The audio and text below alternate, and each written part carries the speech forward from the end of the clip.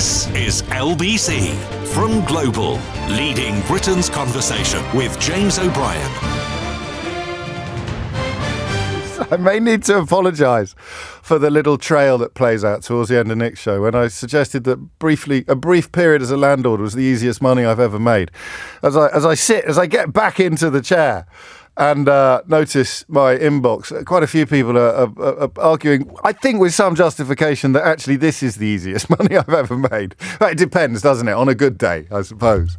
But no, it's much. Mystery Hour's probably the easiest money I've ever made, and I can knock out a few board games off the back of it as well. So I don't know, but there is obviously a serious story. Well, is it a serious story? I don't know. I actually don't know. I think all of our brains have been so boiled by the last 14 years of misinformation and absolute absurdity in public life, particularly, of course, since 2016. When in 2016 the British public voted that black was white, that up was down, that left was right, that leaving the biggest single market on the planet would somehow make us more effective traders, and that leaving a rules-based institution would not somehow prevent us from enjoying the benefits of membership. When those things went out the window, I don't know whether something, well, obviously I think something broke. I wrote a whole book about it. That's not easy money, by the way. That is flipping out. That's probably the hardest work I ever do, is when I write a book, which I appreciate is a first world problem. But the return to normality has not happened as quickly as I might have hoped. And part of the reason for that is that journalism is still reeling from 8 years of absolute nonsense, the huge majority of which was spent cheerleading liars, spivs and charlatans. It's absolutely impossible to understand the problems that Britain faces without fully understanding the role that journalists played in promoting Brexit, Boris Johnson, and latterly Liz Truss. And then, of course, giving a free pass to hideous individuals, hideous politicians like Suella Braverman or Nadine Dorries, the Mark Françoises of this world. And so just because you've got now normal-ish, fallible people in government, you don't have sociopaths and weirdos, you don't have racist dog whistlers and bigots. You've got relatively normal people, some of whom are going to be idiots, some of whom are going to be hopefully quite good. But it's left the sensible parts of this profession confused. It's left them writing about Taylor Swift because they somehow think they should be. It's left them writing about issues that are not important at all, like what Keir Starmer chooses to hang on the walls of his home or his office in Downing Street. It's really weird. I'm not qualified enough to chronicle it. I was not a prominent or successful enough journalist prior to doing this job, which is a very specific sort of journalism.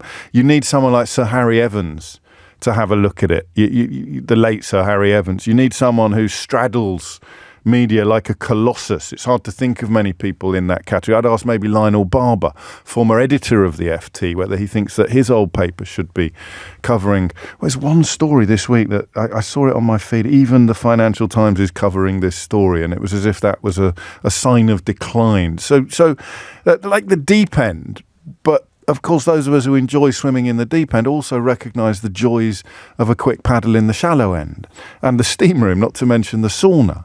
But that idea that we don't know what we're doing, and I don't know whether or not the brouhaha about whether or not Keir Starmer and his colleagues can define a working person is particularly serious.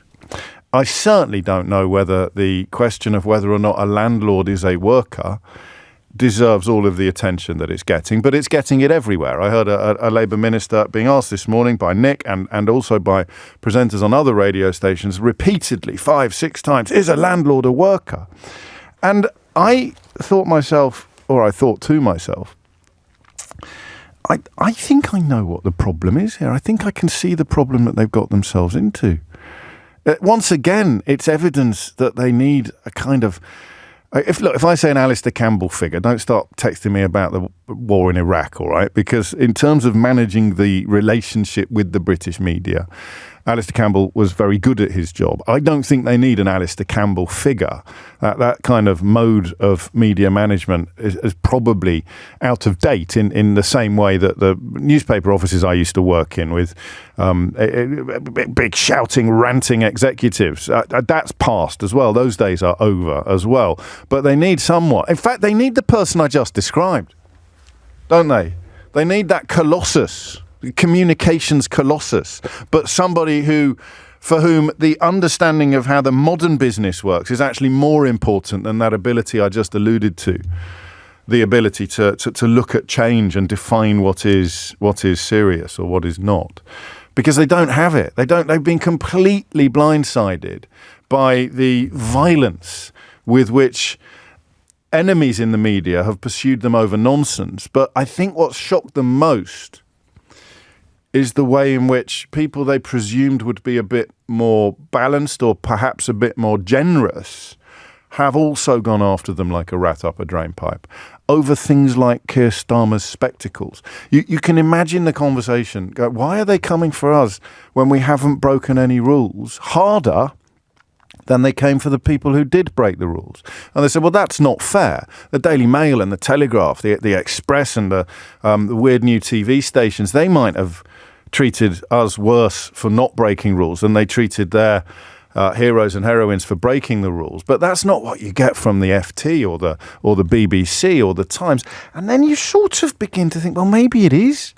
Maybe that tail, if sort of shallow tabloid sensibilities are the tail, maybe the tail is now wagging the dog of the entire industry. It's not helped, of course, by people like a man called Robbie Gibb. I don't know if you've heard of him, being on the board of the BBC with responsibility, among other things, for impartiality.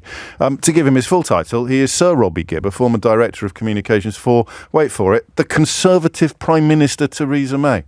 When our friend and colleague Lewis Goodall was still at the BBC, Gibb took it upon himself to lecture Lewis on impartiality while literally having on his letterhead the knighthood he'd received from a Conservative Prime Minister. An absolutely extraordinary state of affairs. But the latest chapter, the latest element would be this. Is a landlord a worker? Do you want to hear some clips of it? Do you want to hear James Murray, is it? Labour politician being asked repeatedly, 416 times, I believe he was asked, is a landlord a worker? And not being able to answer it. And I think I know why. It's because when I was a landlord, right, I've had two brief stints as a landlord. One when we moved to Norwich. Stop laughing to do a chat show. One when we moved to Norwich to try to become Alan Partridge. I'm not using the royal we. My wife came with me. So we're in Norwich and we rented out the flat that we had in London. And then a few years later, when we moved house without having sold our old house, but were so desperate to get into the new house that we gave the old house, we didn't give it, we put the old house in the hands of a housing association so that mortgage would be paid by the rent there and probably with a bit left over. And we were able to pay the mortgage on the new house. This, as you can tell, this was in the days when you didn't need massive deposits to buy houses. God, imagine listening to me say that if you're 25 at the moment. What do you mean you paid two? How did you get the deposit? I didn't. Our first flat, the flat that we rented out when we moved to Norwich, our first flat came with a 110% mortgage. One of the great things about getting married in the year 2000 is that you can always immediately calculate how long you've been married for.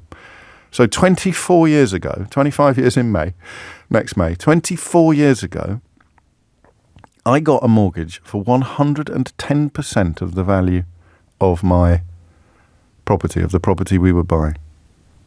And of course, a lot of people were getting similar deals on properties that they would then subsequently rent out, which is relevant to the conversation we're about to have. So this, I think, and let me give you a quick heads up on the possibility that I am about to make an absolute fool of myself, because if it is as straightforward as I think it is, and the Labour Party has thus far managed to articulate it, then they've got a slightly bigger problem than the one they think they've got. But when I was a landlord, I was a worker. So if you'd said, is that landlord over there a worker? Someone would have said, yes, he works bloody hard. He does an hour a day on Channel 5 with Matthew Wright. That's very hard. Some days he records a chat show for Anglia Television later that evening. The poor man, he's like Sisyphus. He's like Hercules.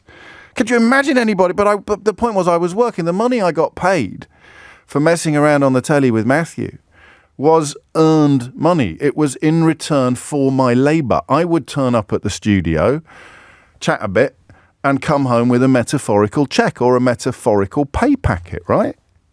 The money that my tenants back in Westbourne Park were paying to stay in the flat, and of course we were paying rent to a landlord in Norwich, the money, that was not earned. That income was not earned. So if you say, is that landlord a worker? The answer is yes and no.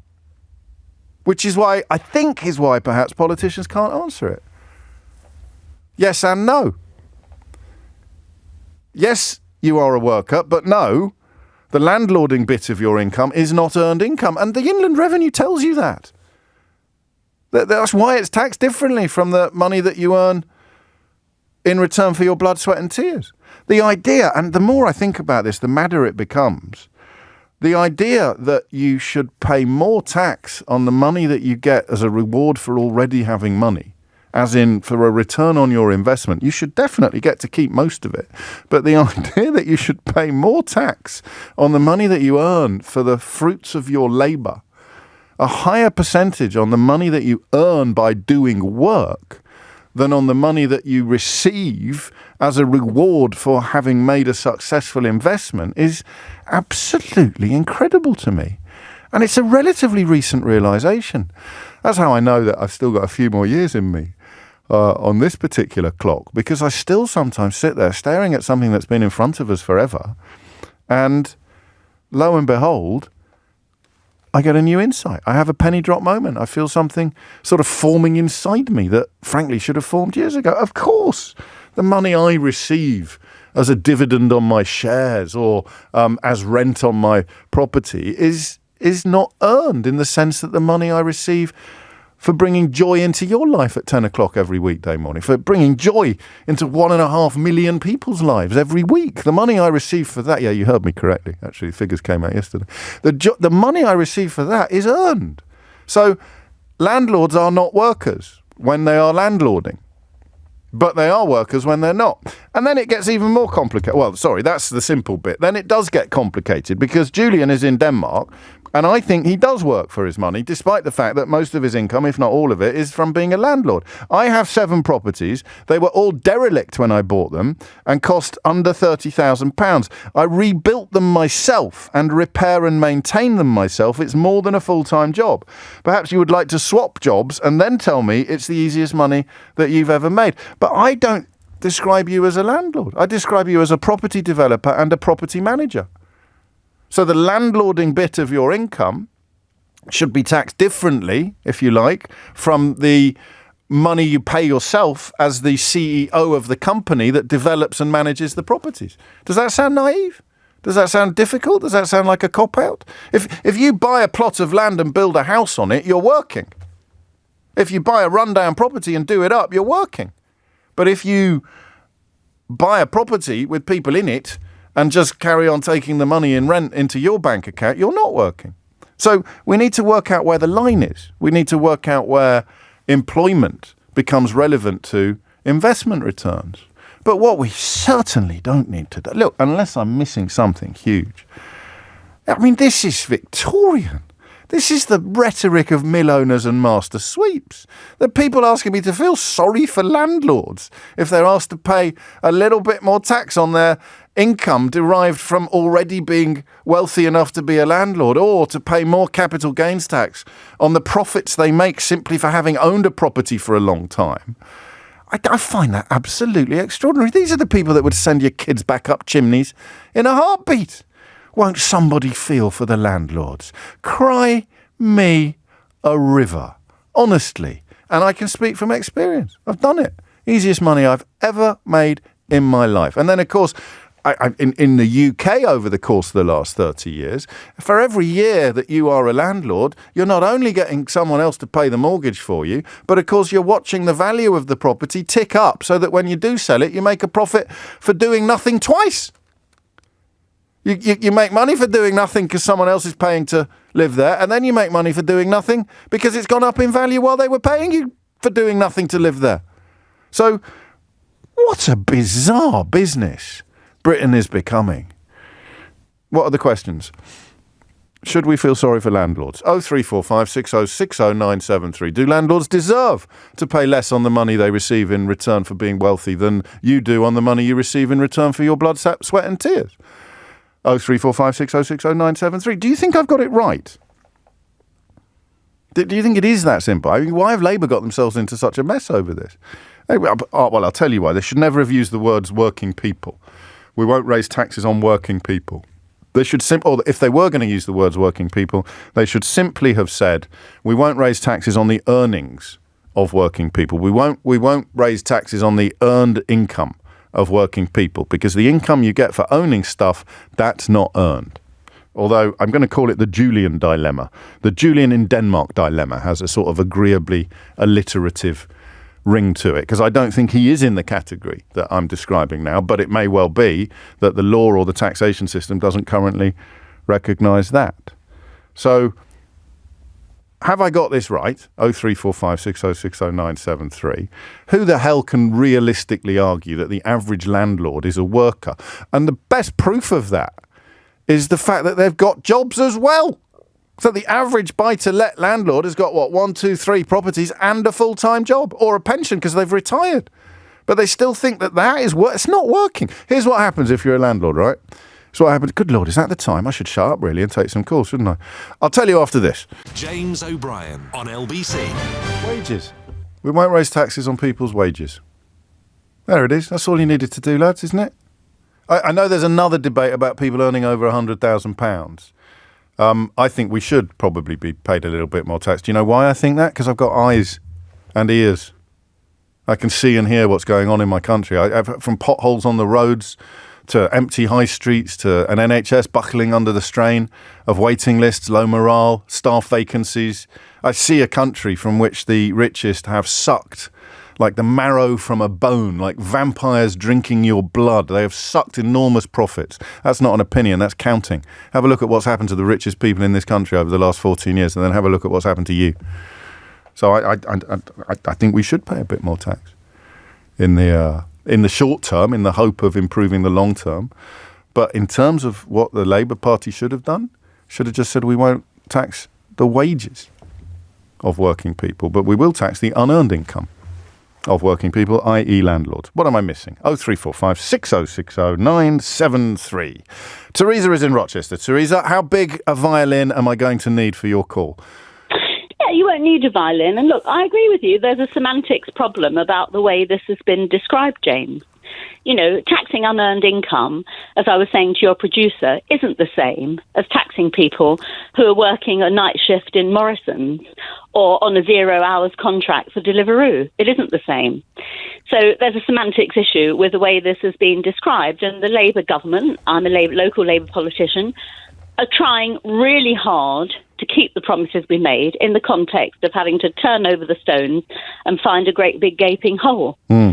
But I wanted to talk a little bit about the context of the way that we're, having to manage housing and why we've got so many landlords. There's a housing crisis. You've talked about this a lot of time following the yes. Trust crash.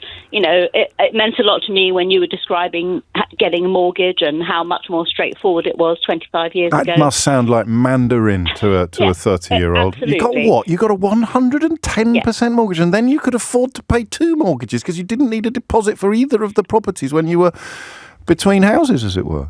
Yeah, you're giving an honest description of your experience, and it must seem like a fairy tale to people, which is terrible.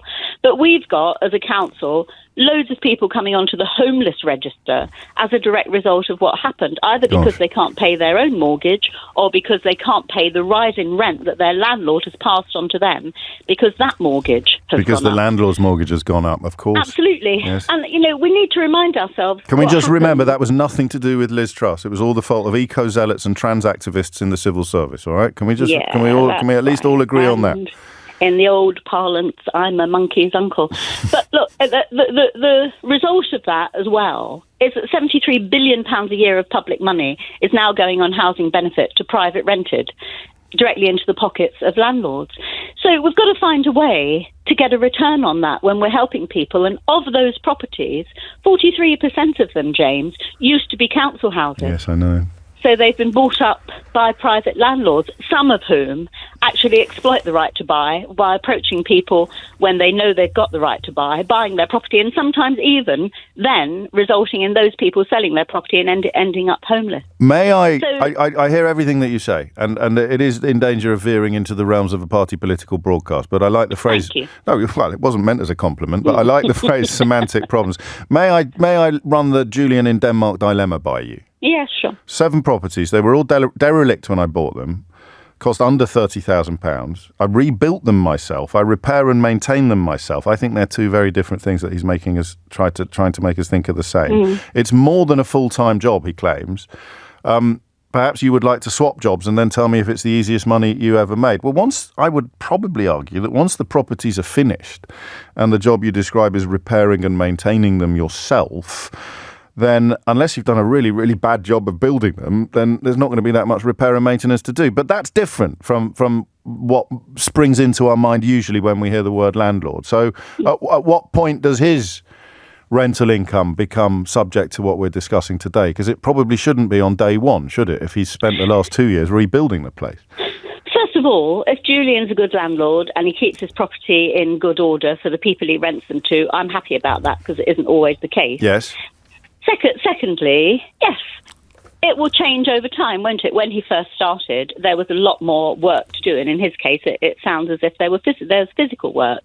But as you've just said, if the properties are in good order, they shouldn't need too much maintenance, and he will be turning a benefit for doing less than somebody who's earning 20 grand a year, knocking themselves out in a job that they have to work at 9 hours a day. And he, of course, I'm sure, and I probably wasn't expecting us to pick over every line of his message in quite so much detail, but he would almost certainly have set up a company from which he can then pay himself for property management, property development, as opposed to just having a few people paying the mortgage for you in the house round the corner that either you inherited from your mum or which you've bought because you'd made enough money on your old house to conjure up a mortgage for a new one, for a new property. Yes, absolutely. And along the way, I'm sure he's taken advantage of some tax breaks that need Well, he's in Denmark. Up. He's in Denmark, which is surprising to me. Well, maybe his properties are here, which makes the job of doing all the maintenance even harder. Because I'll tell you what it involves. If you've got a half-decent property, this is what being a landlord involves. This is the work that you do. Okay, you ready?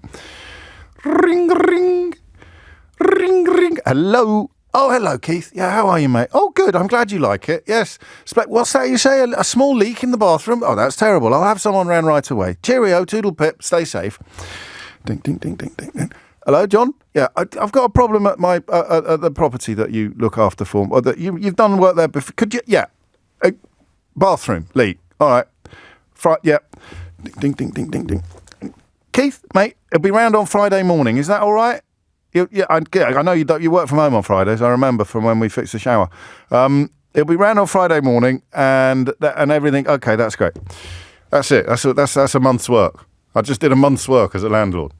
And of course, if I'm paying somebody to do that, I'm doing even less work as a landlord. But please, somebody remember to feel sorry for these people. Please remember, it's toil. It's a Sisyphean task. And yes, I am going to use that phrase quite a lot today because I love the way it makes my mouth feel. Sisyphus. Sisyphean. It's a Sisyphean task. Pushing that rock up a hill. Hello, could you pop round to the flat on Friday and fix the dishwasher, please? Oh, Lord, it's like going down a mine. It's like going down... What would you rather do? Go down a coal mine or do a real job, like phoning up a plumber twice a year and asking him to pop round and fix a leak in the flat that somebody is buying for you as a reward for you having been able to raise enough money to put down a deposit on it? Cry me a river. Thomas Watts has your headlines. James O'Brien on LBC. It is 10:33. You're listening to James O'Brien on LBC. I mean, the relationship between tax and society is a fascinating one. And we talked earlier this week last week about why it is so corrupted, why it's paying a lot of tax is not seen as a more patriotic act. We almost reserve our admiration, probably as a consequence of the stuff we talk about every day, the grooming and gaslighting of a population so that it will end up acting and voting against its own interests. The sort of foothills of fascism, if you like. But I was mentioning that Alan Sugar check that he posted on social media, paying, gazillions in tax, and it just made me really admire him.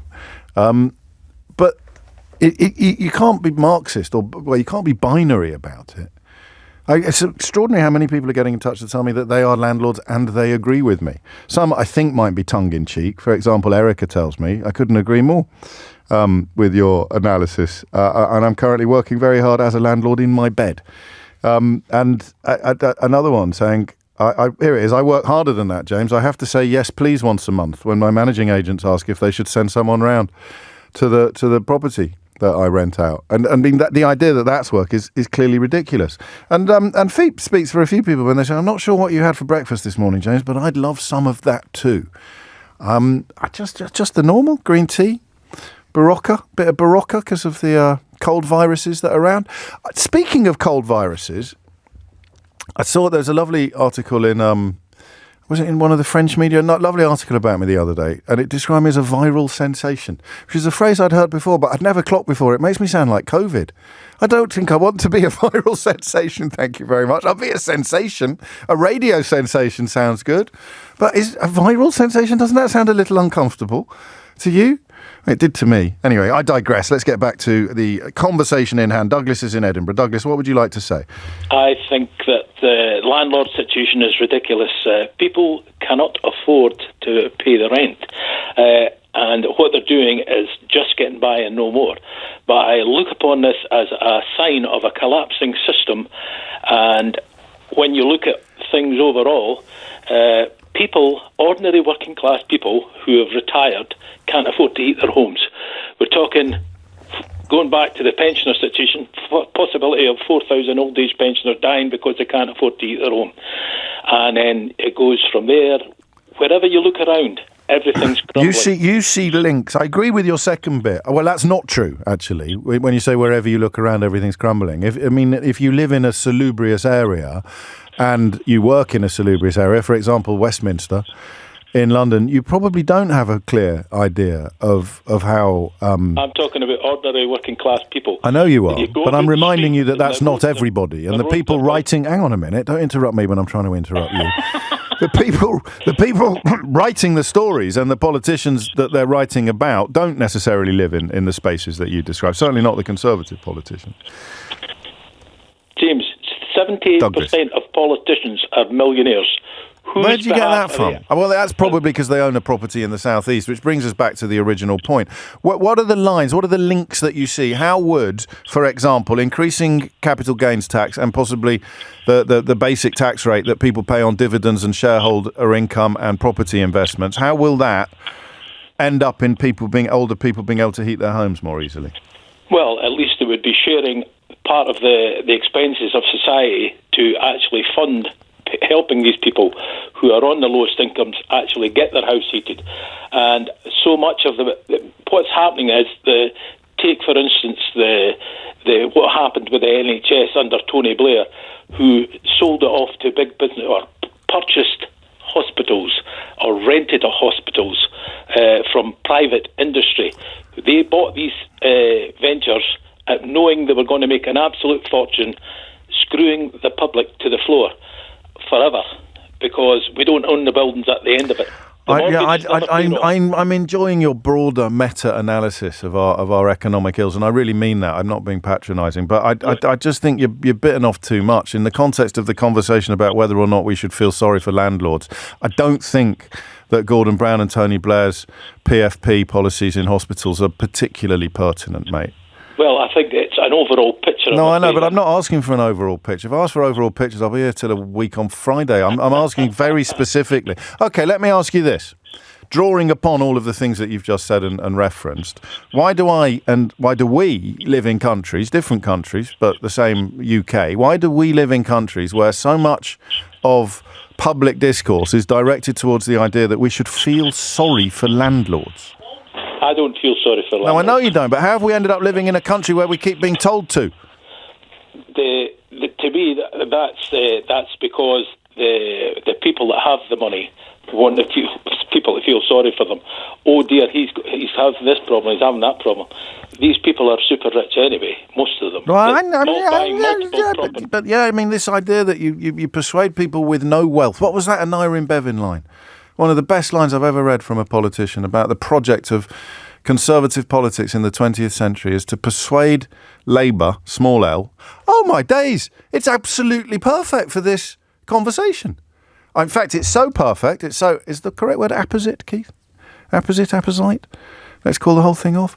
I think it's a quote that cuts, and I've used it a few times on the programme, but I don't think it's ever been more relevant than it is today.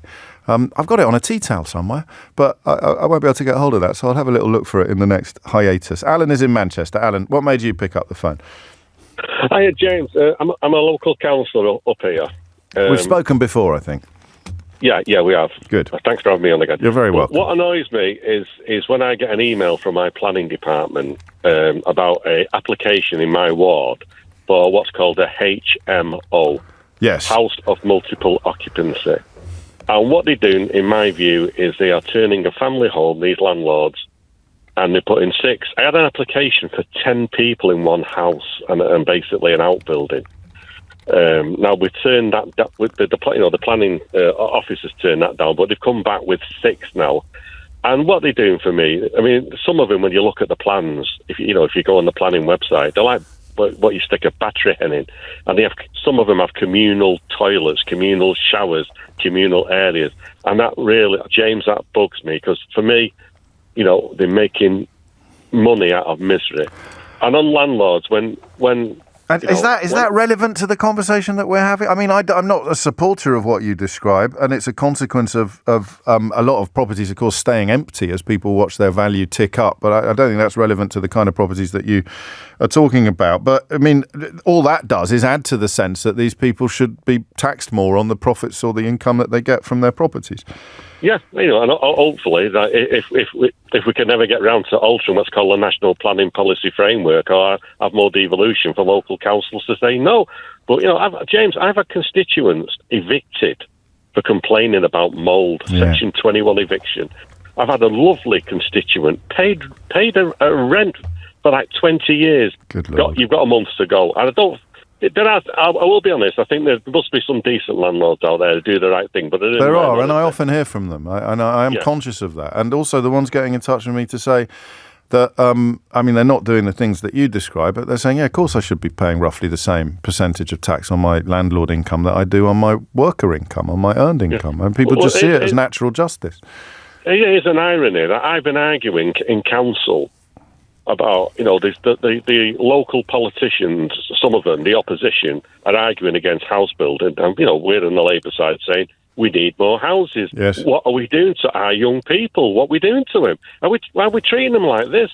And I'm arguing with landlords. I said, what you've got two of, you'll deny the young in this area what you've taken for granted, and you bought another one. It's roots and branch, and it isn't. I mean, you need landlords. Some people prefer to rent when you're young and mobile, for example, or you don't like the idea of a mortgage hanging over your head. You want to be more nimble. Of course, no one's suggesting that every property in the. I'd like to see social housing replaced. I quite like some of the noises that are coming out of the government regarding the right to buy scheme being suspended or abolished, because that has probably, in the great scheme of things, done more harm than good to the population, as opposed to the people who benefited from the individual households and individuals who benefited from that policy. Thank you, Alan. I found the quote.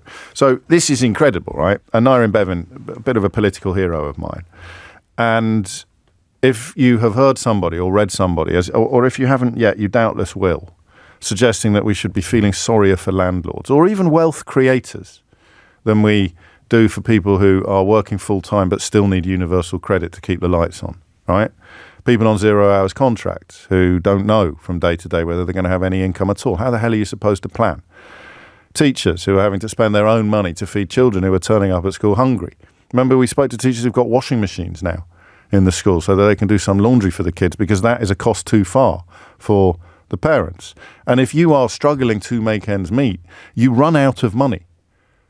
So it doesn't matter whether a bar of soap is 50p or 50 quid. If you've got no money left at the end of the week, you can't afford a bar of soap for 3 days, say, until payday comes. How can that happen in the same country where people are paid to tell you to feel sorry for landlords? I'll tell you how. This is a quote from Anaya in Bevan, that for me, if I had to have a political credo, let's call the whole thing off, this would be it. How can wealth persuade poverty to use its political power to keep wealth in power? That's poverty, not even Labour. I misquoted it earlier. I said it was Labour with a small L. It's poverty. How can wealth persuade poverty to use its political power to keep wealth in power? How on earth can people who are struggling to make ends meet be persuaded that they should be on the side of landlords? How does it happen? I just told you. Go and buy a copy of the Daily Mail, open the Sun. It's there, and it's the discourse, because of course the newspapers inform the conversations that we have. And Bevan put it so powerfully that I'm tempted to have this tattooed on my left shin. Here lies, he wrote, the whole art of conservative politics in the 20th century. How can wealth persuade poverty to use its political power to keep wealth in power? If you swap out poverty for wealth, because that's an area that life has got better in this country, abject poverty, since Anaya in Bevan's time, largely as a result of his efforts with the welfare state and the NHS. So how can wealth persuade labour? How can capital persuade labour? So how can unearned income persuade earned income to use its political power to keep wealth in power? Answer, just keep badgering them about whether or not a landlord is a worker or a working person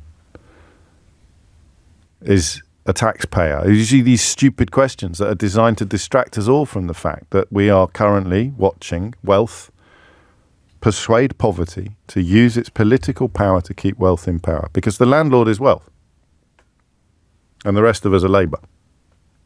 So how the hell can the wealth be paying a smaller proportion of tax on their income than we are paying on the income we receive for our labour? And you know the answer. It's 10:46. James O'Brien on LBC.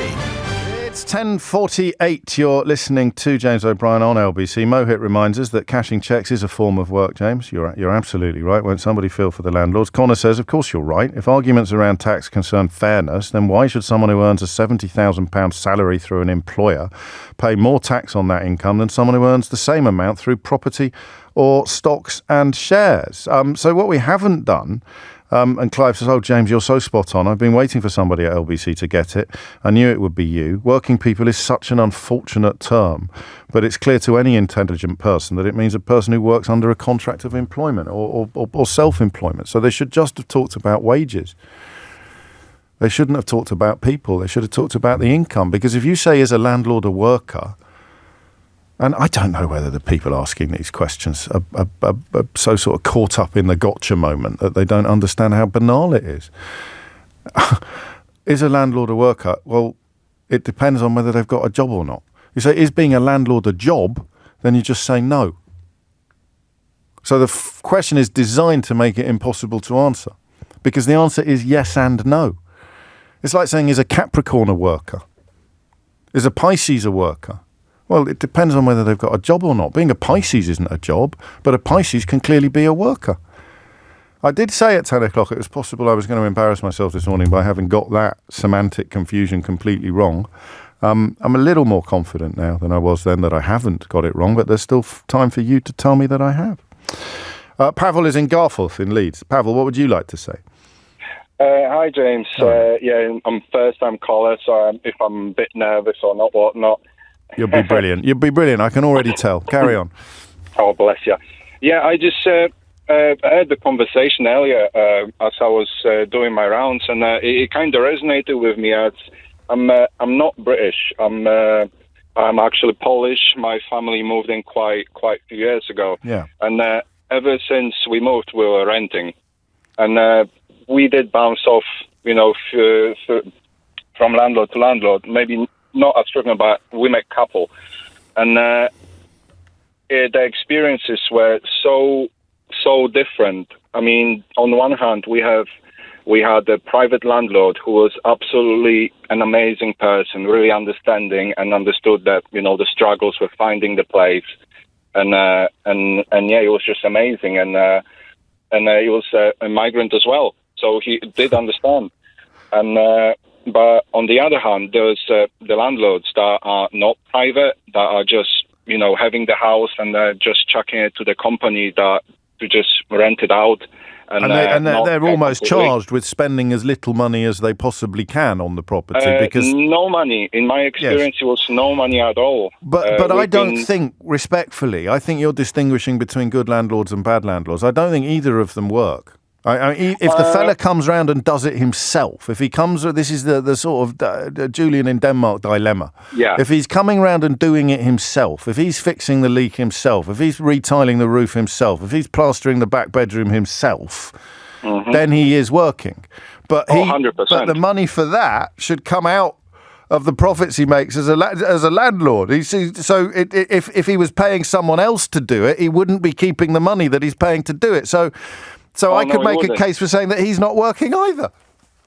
Well, yeah, it's sort of like the whole question kind of seems like sort of like a Schrodinger's cat, isn't it? Yes, it's exactly like Schrodinger's cat, except for one thing. Depending how you look at it, exactly it's right. Either this or that way, and it kind of sounds like I don't want to sound too political and go too far off. Oh, you can. But to me, it is like a disinformation. You know what I mean? Kind of chuck something out into discussion. So, okay, we can do something out and let the little people worry about that and do a big whoop. Grrr, they're coming after landlords. Grrr, they can't define a working person, and we'll just quietly carry on picking your pocket while we're at it. I've been following both you and your colleagues for quite a long time, and I've heard stories. Honestly. I've been finding myself screaming at the radio sometimes. Well, that's good for business, even if it's not necessarily good for Britain, Pavel. I think what we need, perhaps, is some sort of recognition that if they didn't, and this may well work on the accounts, you might know more about this than I do, but the landlord who is paying somebody to fix up the place when something goes wrong, or the landlord who is doing it himself and therefore keeping the money that he would otherwise have paid to someone else to do it. The system should recognise that and distinguish that landlord from the one that is leaving the mould on the ceiling and leaving the windows Exactly. So I don't know that the system does that anywhere near enough. And in fact, the last landlord that we talked about, whose properties were in an appalling state of repair, was a Labour member of Parliament, of course. Pavel, thank you, and thank you for your kind words. It's a privilege to have you listening. Salma is in Gillingham. Salma, what would you like to say? Hello, yes, I'm calling from the other side. I am a landlord. Again, similar to what Pablo's just said, I'm screaming at the radio, to be honest. Oh, no. In disagreement, yes. My husband keeps shutting me up, but anyway. That's not very nice. Yeah, well, I certainly won't shut you up, Salma. You fill your boots. Thank you. Lovely. All right. When you're saying not enough taxes are being paid by landlords, hold on a second. When I put down my deposit, I paid tax on my earned income. So I paid in exactly the same way that everyone is paying for their salaried income. So I paid tax already. I'm still putting in, when I put the deposit in, and earning from the tenant, I'm paying tax again. So I'm kind of double taxed, if you class it that way. All right? The other side of it that I'd like but to... we're talking about proportion of tax. So the money you receive from your tenant as a reward for having been wealthy enough to put down the deposit should not be taxed at a lower rate than the money that your tenant receives for going to work every day. But I've already paid tax on this salary. On the deposit, if you want to class it, I've tied up money, don't forget. So when I bought the property... we pay tax on all money that we end up being able to spend. Exactly. So, yes, and you've chosen to spend it in pursuit of more money. instead of in pursuit of food, or instead of in pursuit of a nice holiday or something like that, on which you would also pay tax. But you'd pay tax on that as well. So it's about percentages. It's about proportions. But I have deprived myself of going and buying a lovely car or going on holiday. Which is why no one's going to take your house off you. You're just going to have to pay the same proportion of your income on the money you make from it that your tenant pays on the money that she works hard for, while you just sit there and count the cash. Well, but not me, because I'm working and I've let out a property. But on the other hand, the part that I'd also what's like easier? to say What's easier, the money that you work for or the money that you get off your tenant? They're both just as hard. No, they're not. Salma, people are listening. Salma, people are listening. They can hear you. 1.5 million people every week tuning into this program. I don't know how many of them are listening at the moment. Could be all of them. There could be 1.5 million people listening to you now claim that. Well, I suppose it depends what you do for a living. You might be a radio presenter, in which case it is a piece of cake. But you know, and I know. You know where I am at the moment. The money you get off your tenants is much, much easier than the money you get off your boss. It isn't, because I am in my rented property right this minute, cleaning up after my tenant. Okay, so apart from today, then, when you had to do some work. I've literally had problems every single month. Oh, the cooker's gone. Can you buy me a new one? Oh, this is not done. Oh, that's hard work, isn't it? So what did you do? Hang on. Let me just do this. Hang on. Wait. I've spent my hard-earned cash. I'm just going on Amazon. I'm just going. Yeah, but they pay for a cooker.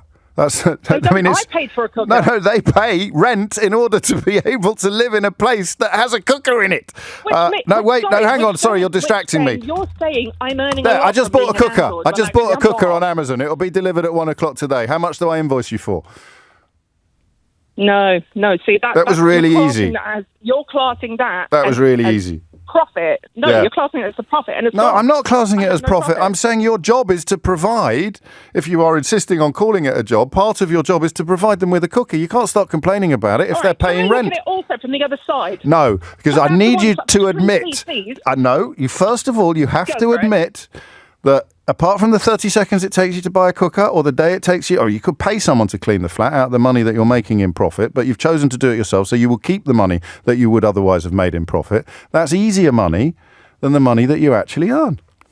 I actually have a yield of 4%, and that actually goes back into the property to repair it. Well, I'm not here to examine your business acumen. I'm here to examine how much effort you put in to the money to receive the money you receive in rental income compared to the money you receive as an employer. You're not my enemy. It's very hard to put the deposit into the property. Exactly. Which is the hard work exactly. You work very hard to earn the money to pay the deposit, but you don't work very hard at all to enjoy the benefits of the investment that you made with that money. So you've just told me by accident that you work much harder. You just told me by accident. Hang on. Allow me my gotcha moment, Salma, please. Go for it. You just admitted accidentally that you worked very hard to earn the money that you now use to sort of subsidise or to produce the income that you don't work very hard for at all. You just did it. You said it live on the radio. You can't go back. No comeback. I don't think I did. I think you're putting words in my mouth. No, you literally said, I worked very hard to earn the money to pay that deposit. You literally said it. Yes, I did. Yes, and you didn't work very hard to earn the money that you get off your tenants. No, I've just said that I do because I'm repairing on a constant basis. No, well then it's a rubbish property. Then it's a rubbish. How can you be repairing on a constant basis? You don't live in a house that needs repairing on a constant basis, do you? It's a brand new build. It's just your tenants that do. Well, then you made a mistake buying it. If you've bought a brand new build that needs repairing on a constant basis, that's your problem. That's a you problem. It's not a treasury problem or a tenant problem. I rented it out as a furnished property and she's breaking the furniture. So thank you. Anyway, I'd also like to take it from another side. Well, I'm not sure you can. I've run out of time, but I feel that I've badgered you a bit. So stop interrupting me when I'm interrupting you. I'll give you a minute uninterrupted to make your other point. Okay. Landlords are actually solving a crisis. Look at it from the other side. Okay. They are solving a crisis because obviously no one is going to rent if they can afford to buy a property. So, for example, I don't want to use Pablo as an example, any tenant that comes in, whether they are new into the country, whether they're not earning enough, whether whatever, they cannot afford to buy a property. What is the alternative? The alternative is to rent, okay? Well, Thank you very much, private tenants, landlords. You've provided a property at market price. No one's going to... pay for more than market price, 10 seconds. You've solved our problem. Thank you.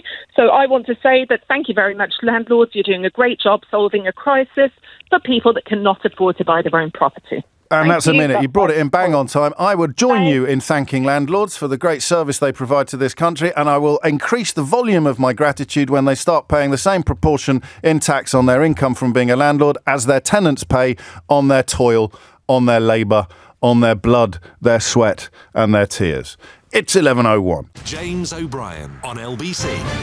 4 minutes after 11 is the time. I've got a really lovely full disclosure for you this week. And somewhat surprisingly, I'm thinking about it a lot. I only recorded it 2 days ago. It was relevant to something that popped up in the last hour, and it's very, very relevant to everything that's going to pop up in the next hour. But before that, I just want to read a quick text from Paul. He says, the conversation James just had with the lady landlord was unacceptable, interrupting constantly and behaving like a child. Paul, I think she was a bit nervous when she first rang in, but that's very unfair. I think she did a cracking job of putting her case forward. And you know, occasionally it is necessary to interrupt me. So do try to be a little bit kinder to people who've got the courage to ring in when you lack it yourself. 5 minutes after 11 is the time. Michel Roux is the guest on Full Disclosure this week. Can anyone guess why I was thinking about him quite a lot in the last hour? He's not, as far as I know, a domestic landlord, and if he is, good luck to him, as long as he obeys whatever the rules are when they change. But the absolutely splendid Michel Roux. In the course of the interview, it occurred to me, two things occurred to me. So he closed the Gavroche restaurant in Mayfair this year for a variety of reasons that he has explained. And of course, there were offers on the table. The Gavroche is one of the most famous restaurants in the world, founded by his father Albert and his uncle Michel Sr. And there were offers on the table, as he explained to me, and as you would expect, from all corners of the globe, to sort of buy the name almost, or indeed to open up satellite versions of Gavroche around the world. He mentioned Dubai. And he turned them down. He turned them down because it would have felt like a betrayal of his father's legacy. He lost his father and his uncle during COVID, one at the beginning, one at the end. Finally got around to having a proper memorial earlier this week, which was another very moving part of the interview. And another thing that we talked about is when he decided that he was doing too much telly. He was watching telly one day and he was on daytime, he was on prime time, and he was on the other side as well. And he thought, I'm probably doing a little bit too much telly. So it's quite rare in the world I sometimes inhabit to meet people who have decided not to be richer or more famous. Do you see what I mean? There's a conscious decision there to be less wealthy than he could otherwise be. Him and his cousin, who still runs the Waterside Inn, the other big Roux restaurant. And there's still a big empire. There's still a lot going on, but they could have made a ton of money from the Gavroche. And he could have done a ton more TV. So I love talking to people like that, people who've really got a clear line on what matters, on what's important, on the things. And he didn't always. That's why it's such an interesting interview. I'll play you a little clip of it later. And he's relevant to this hour because the government has been told by the House of Lords Food, Diet and Obesity Committee that they need a plan to fix our broken food system and turn the tide on the public health emergency. They say there is no silver bullet. They describe a new comprehensive strategy that sees everything from large food businesses being forced to report on the healthiness of what they're selling and to punish businesses that derive more than a defined share of their sales from the less healthy products. And they won't be allowed to contribute to discussions about policy on food, diet and obesity prevention. So you are essentially asking them to behave, forcing them to behave because they haven't done it when they were asked politely. And the Food Standards Agency would have oversight over the food system. You'd have a salt and sugar reformulation tax brought in, which would be similar to the soft drinks industry levy, and it would see companies pay more. Or be forced to, they probably wouldn't end up paying more because they'd end up reducing the amount of salt and sugar in their food and drinks. And they want to have a proper and hard look at how healthier food could be made cheaper, particularly for people living with food insecurity. So it's complicated. Is the TLDR, too long, don't read. Have you seen that? Have you seen that's what the kids do these days? Too long, don't read, TLDR. And that gives you the quick précis. I bet you wondered what TLDR meant, didn't you, when you saw it on your feeds? It's a rather good news aggregate or sort of news site called TLDR. I know one of the lads that runs it, and it's a cracking bit of business that they do down there. But generally speaking, TLDR, too long, don't read. It's complicated. And then on in the news today, you've got some comments from Wes Streeting about weight loss jabs. He has been compelled to recognise that they're not a quick fix. There's quite a lot of reports around. The Telegraph carries some today about people who are not obese buying the drugs online to try to get slimmer for things like a wedding or a holiday, and they are becoming seriously sick. Some are even getting malnutrition. And I see those two things as poles. The other thing Michel talks to me about was when he was a young French boy in South London, because he was born here, his parents were working here, and he didn't enjoy the school dinners. So his mum started sending him in with a packed lunch. And the difference between, could you imagine that? The difference between young Michel Roux's packed lunch and the packed lunches of everybody else in the school canteen was absolutely magnificent and really relevant to a lot of the conversations we've had recently, particularly, I suppose, the ones that we've had about what's available on the roadside in continental Europe as opposed to what's available on the roadside here. And bizarrely, there's another topic coming up, quite possibly in the next hour, which is heartbreaking. It would make you, if I was doing my job right, I could almost make you cry at the story that's coming up in the next hour about an epic decline in the amount of time parents spend either reading or, crucially, talking with their children. And how big a part of talking with your family, talking with your parents or talking with your children, historically has been food. Right? When are you most likely to have a meaningful chat as an entire family than around the dinner table? In the car, I suppose, but around the dinner table. So all of these things, I told you that I thought of that, full disclosure, with every hour of today's show. It has a pertinence to it. Because the quick fix in one corner, the quick fix on one pole, and then the really complicated efforts by government to have a proper look at the links between ultra-processed foods and adverse health outcomes, to review dietary guidelines to reflect new evidence, to look at the amount of money that businesses make from shoveling absolute gunk down our necks, down our children's throats. They want to break, this is a great phrase, break the vicious cycle by which children living with obesity are 5 times more likely to become adults with obesity. So, we're back to Anira in Bevan again, aren't we? Because if I now start shouting, nanny state, or I say, and here is the head of paperclips from the Institute of Wizard Wheezes, or the Wizards and Witches Alliance, some made-up organisation with secret funding that they never disclose, popping up soon on a radio station near you to explain why we don't need any legislation in this field. We don't need to tell companies to stop making our children obese. We don't need eat less, exercise more, personal responsibility, nanny state, small government, malfunction. They're everywhere, right? They're absolutely everywhere. And yet when the House of Lords Food, Diet and Obesity Committee sits down, it simply decides this is really complicated and really important, and the only way you're going to fix it, listen to this phrase again, all right?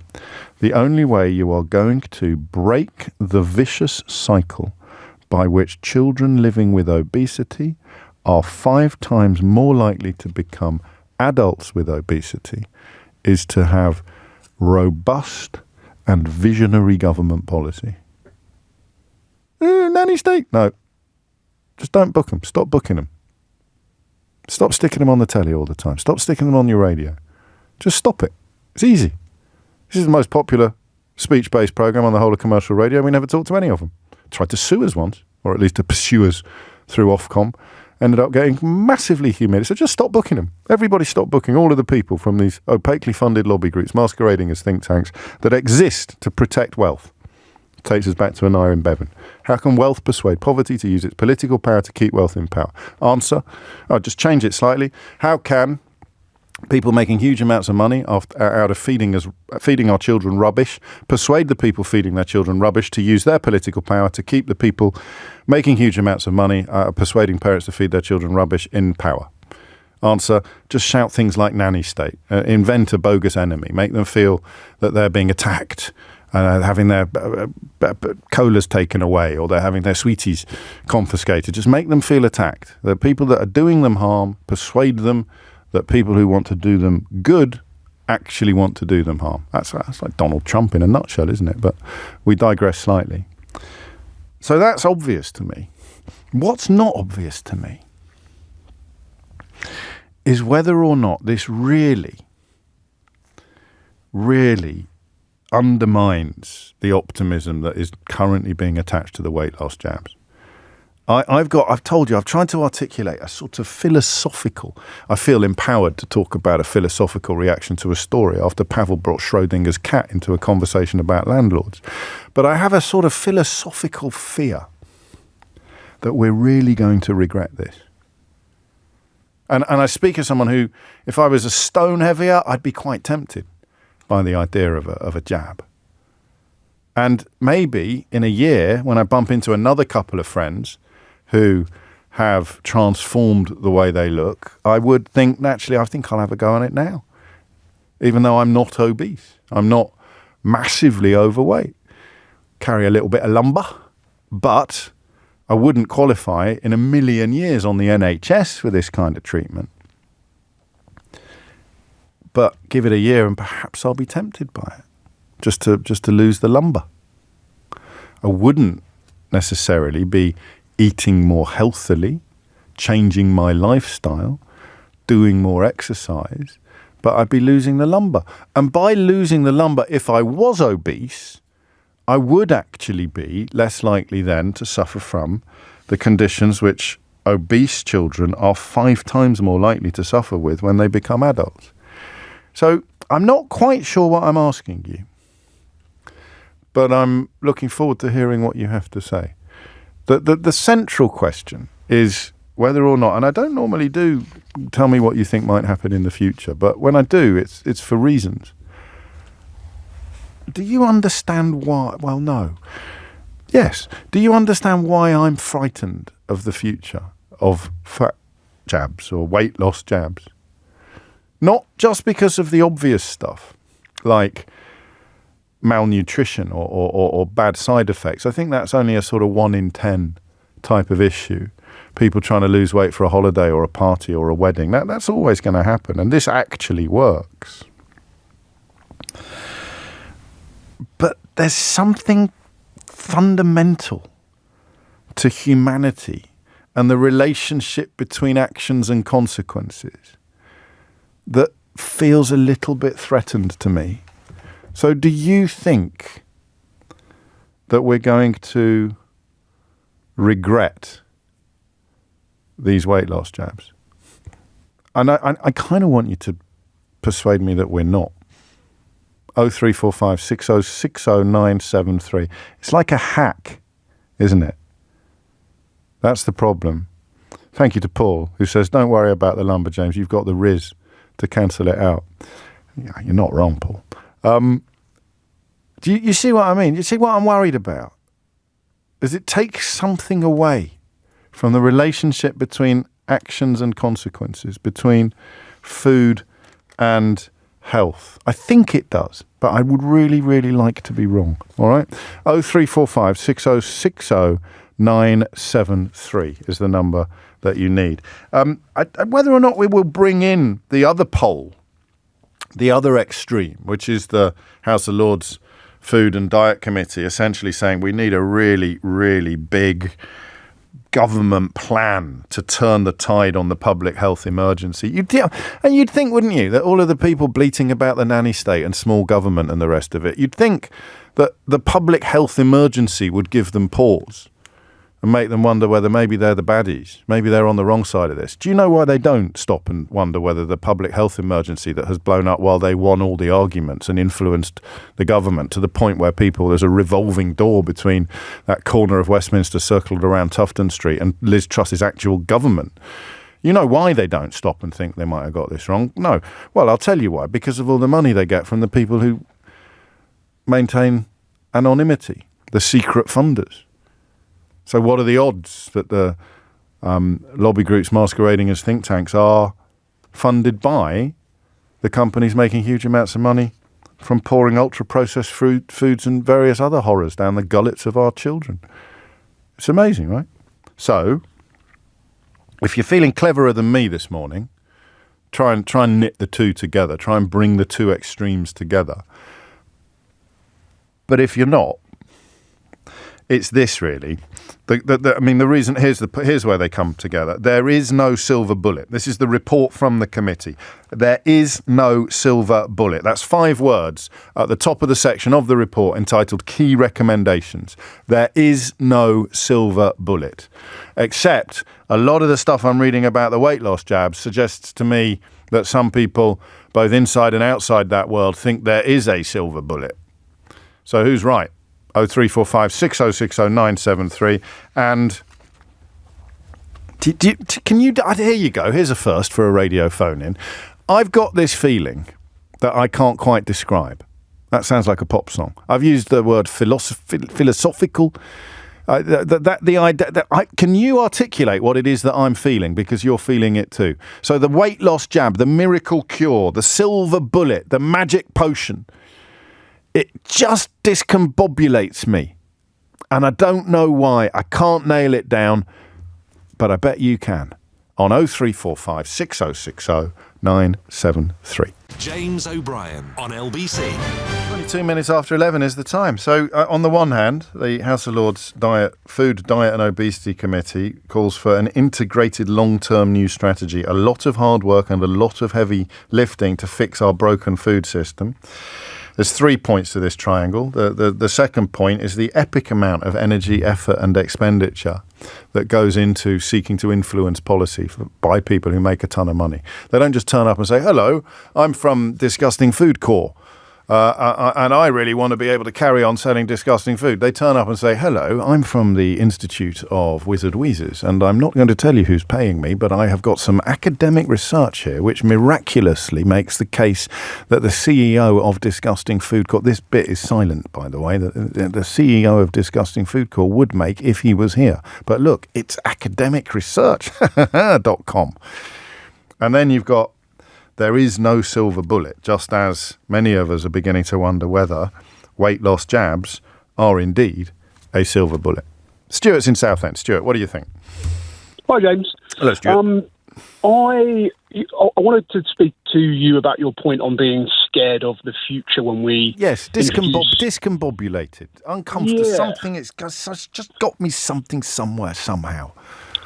So this frustrates me because I see the jabs, any other medication, as no better than a diet fad, like a Weight Watchers or a Slim Fast or a Slimming World. Well, it is more than that. I mean, it's much better science than any of those things. I agree with you, but I think the issue is that we're still withholding the knowledge that people really need to take control of their own health and of their own weight in the same way that a diet fad does, right? Hey, you don't need to understand that weight loss is a calories in, calories out equation, because then you'll lose weight and keep the weight off. We want to sell you a product. So, hey, at Slimming World, we're going to assign a number of points. Well, A, they're very litigious, and B, we're not talking about them. We're talking about a drug that works. Sure. Yes, but how long does it helps people do the things that you're describing. Well, that's a question for a different day. So I'm not worried about that. I'm worried about, let's say it works perfectly. My worries would still be in place. I don't know what it is that I'm worried about. You're supposed to be telling me. Well, I'm worried that we're not giving people the knowledge that they need to realise sustainable weight. I don't think we are. Okay. But if somebody's in such a desperate situation that they've tried everything else, I would argue that really we're not giving people the knowledge about what weight loss really means. In my experience, everybody knows what you're saying. It's just that, in the same way that everybody knows that things are bad for you, that we like, and that's why the line's about all things in moderation. You're ignoring psychology. You're chalking up to epistemology. I told you it was going to get philosophical. What is actually psychology? So everybody, this is to help the people who know all the things that you describe and still can't quite pull it off, isn't it? Really? Do you think? Yes. I mean, certainly, if you're getting it on the NHS, then it will be. Yes. I think there's probably a small number of cases where people are in such a desperate situation that if they don't do something and they don't do something now, then they're going to be in, It's not about them. It's not about them. It's about, I mean, potentially you and me, although you sound as if you... I'm not in bad nick, actually, when it comes to sort of health checks and stuff like that, but I could lose probably a stone. Are you the same, or are you in pretty much? Yeah, look, I'm no. Right, imagine we were 4 stone heavier, right? And we tried stuff. It just wasn't happening. The reason why the NHS is going to spend money on giving you and me this drug, and we might have to be heavier than that, is so that we don't get diabetes in another 10 years, or we don't have a stroke. And so it's an investment with a return, in the sense of they save a lot of money over 20 years by spending this money over 2 years. So it's not about people who need to know more about the relationship between calories in and calories out. It's about a society making a decision to minimize the likelihood of very expensive health conditions continuing to proliferate. And in that sense, I'm not discombobulated. It's what it does to the person who takes it in the metaphysical rather than the physical. That's where it is getting me, mate. You see what I mean? Yeah, but I still think that the better solution long term is tried that. Education. They've tried all of that, and you've never had a major problem with your weight, have you? Not major problem, no. So the people at whom this is designed, the people for whom this is designed as an NHS intervention, I don't know that they need to listen to people like us telling them that they don't understand the relationship between calories in and calories out. I think we don't understand the relationship between obesity and behaviour. Actually, I think that's more likely, and we've probably been a little bit lucky on the metabolism front as well. We've probably just been a little bit lucky on the. You know, the old stories about people who can eat. Jack Sprat could eat. No, that doesn't work. 2 people who eat exactly the same thing and have completely different outcomes. So what is it? A couple of you are suggesting it's my Catholic guilt, which I think you're suggesting seriously. You can't. It's very hard when you're raised a Catholic to get rid of that overweening sense of action and consequences. So, sins. You will be punished for your sins. And the problem is that involves thinking of, I'm not overeating and avoiding punishment. I'm eating less. So I don't think it is a Catholic guilt problem. I don't think it is. But that's probably what all guilty Catholics say. What is it then? What is discombobulating about the notion of the silver bullet? Jack's in Northwich. Jack, what would you like to say? Hi, James. Hello, Jack. Well, I can see this from both sides because I understand the issue of the prevalence of ultra-processed foods in our society. Yes. Yet I am also someone who takes these weight loss jabs. And I do it because, quite frankly, James, I got to a point where I was desperate. Yes. 6 years ago, I found out that I was type 2 diabetic because I was on my honeymoon. I was falling asleep just at random times of the day. Not a good move, mate. Not a good move. No. I'm 6 foot tall. Right. And I was 24.5 stone. Okay. So, that's a lot of timber. It is. And once I got that shock of, finding out that I'm diabetic and needed to get my weight down, I really put the hard work in, exercised a lot more, took up running, really ate well, and I got myself down to about 21 stone. Okay. But it doesn't last because during that journey where I was running quite a bit, somehow I managed to lumber and do the Great North Run. I say, I didn't run, so to speak, because there's a lot of weight to carry around. But, you have these peaks and troughs in life and, your weight goes back up, your weight goes down. And the major underlying problem for me was appetite. That gentleman you spoke to just then, it from my perspective, it seems a bit patronising. I think, I didn't mean it to be patronising, but you learn all these lessons about calories in, calories out. You eat everything you're supposed to eat, and you're hungry.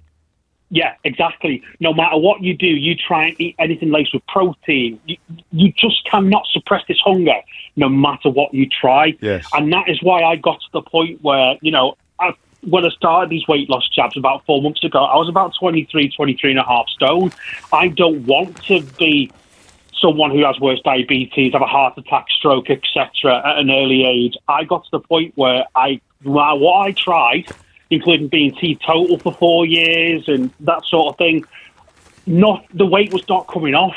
But then once I started these weight loss jabs, which I couldn't get in the NHS because the criteria for the NHS funding of these jabs is so stringent. I've had to pay privately for it. Why didn't you get them? What did you fall foul of on the stringency tests? Not being diabetic enough. Right. You have to have diabetes that you have to take insulin. Not take insulin. You have to take metformin to control it. Right. And if you've tried basically various drugs to get control of your diabetes and you haven't worked, so that's when you could. So we could put it differently. We could say you are not at risk enough to qualify for the jab, but you wanted it anyway. You went privately. How are you feeling? How's it going? To be honest with you, James, it's the best thing I ever did. And I say that with the caveat that some of the side effects aren't great. Like, every time I take a dose, you take these doses once a week, I get pretty bad breath. Okay. Sometimes I've had, when I first started taking them, my digestive system wasn't particularly great, just to keep it light. And,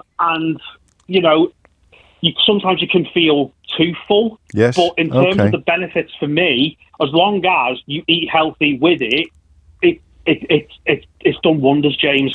People have come up to me and said, Jack, you look amazing. I've lost like 2.5 stone in the space of like 3-4 months. And for me, it's been life-changing, but I also know that I can't do this for life. No. Apparently, you can only have this course of treatment for 2 years. What happens at the end of that then? I mean, you'll be considerably thinner and you'll be able to feel full having eaten considerably less food. I guess there's a vicious cycle with obesity, isn't there? But you will. But that's partly where my discombobulation kicks in, isn't it? It might be a magic bullet, but it only works for the length of the bullet's trajectory. Exactly, but then again, because obviously you phrased it as a magic bullet, this is why it's good to have people who are taking the bullet to tell you, actually, it's not as magic as you think. So it's great now, and I feel the benefits now, physically, mentally, socially, etc. Yeah. But, 2 years' time, we're still going to have a society where ultra-processed food is so prevalent, it won't take long for me to get back on. Well, what you've just done is it's not either or, is it? I've set these two things up as polar opposites, but it's not either or. You could have the weight loss jabs and some serious leadership from government on the questions of unhealthy and ultra processed and other ultra processed and other unhealthy foods. Jack, good luck, mate. Seriously, it sounds like you. Well, here's the thing, right? Here's part of my problem, and I know that you haven't had a crack at articulating what it is that's making me uneasy, which I grant you is quite an odd topic for a radio phone-in, but we're here now. I nearly said well done to you. Do you feel like you've done anything that deserves me saying well done to you? Yes and no, because I understand the benefits of what this drug does, and I understand that it's suppressing my appetite a lot because, obviously psychologically there's only so much I can do.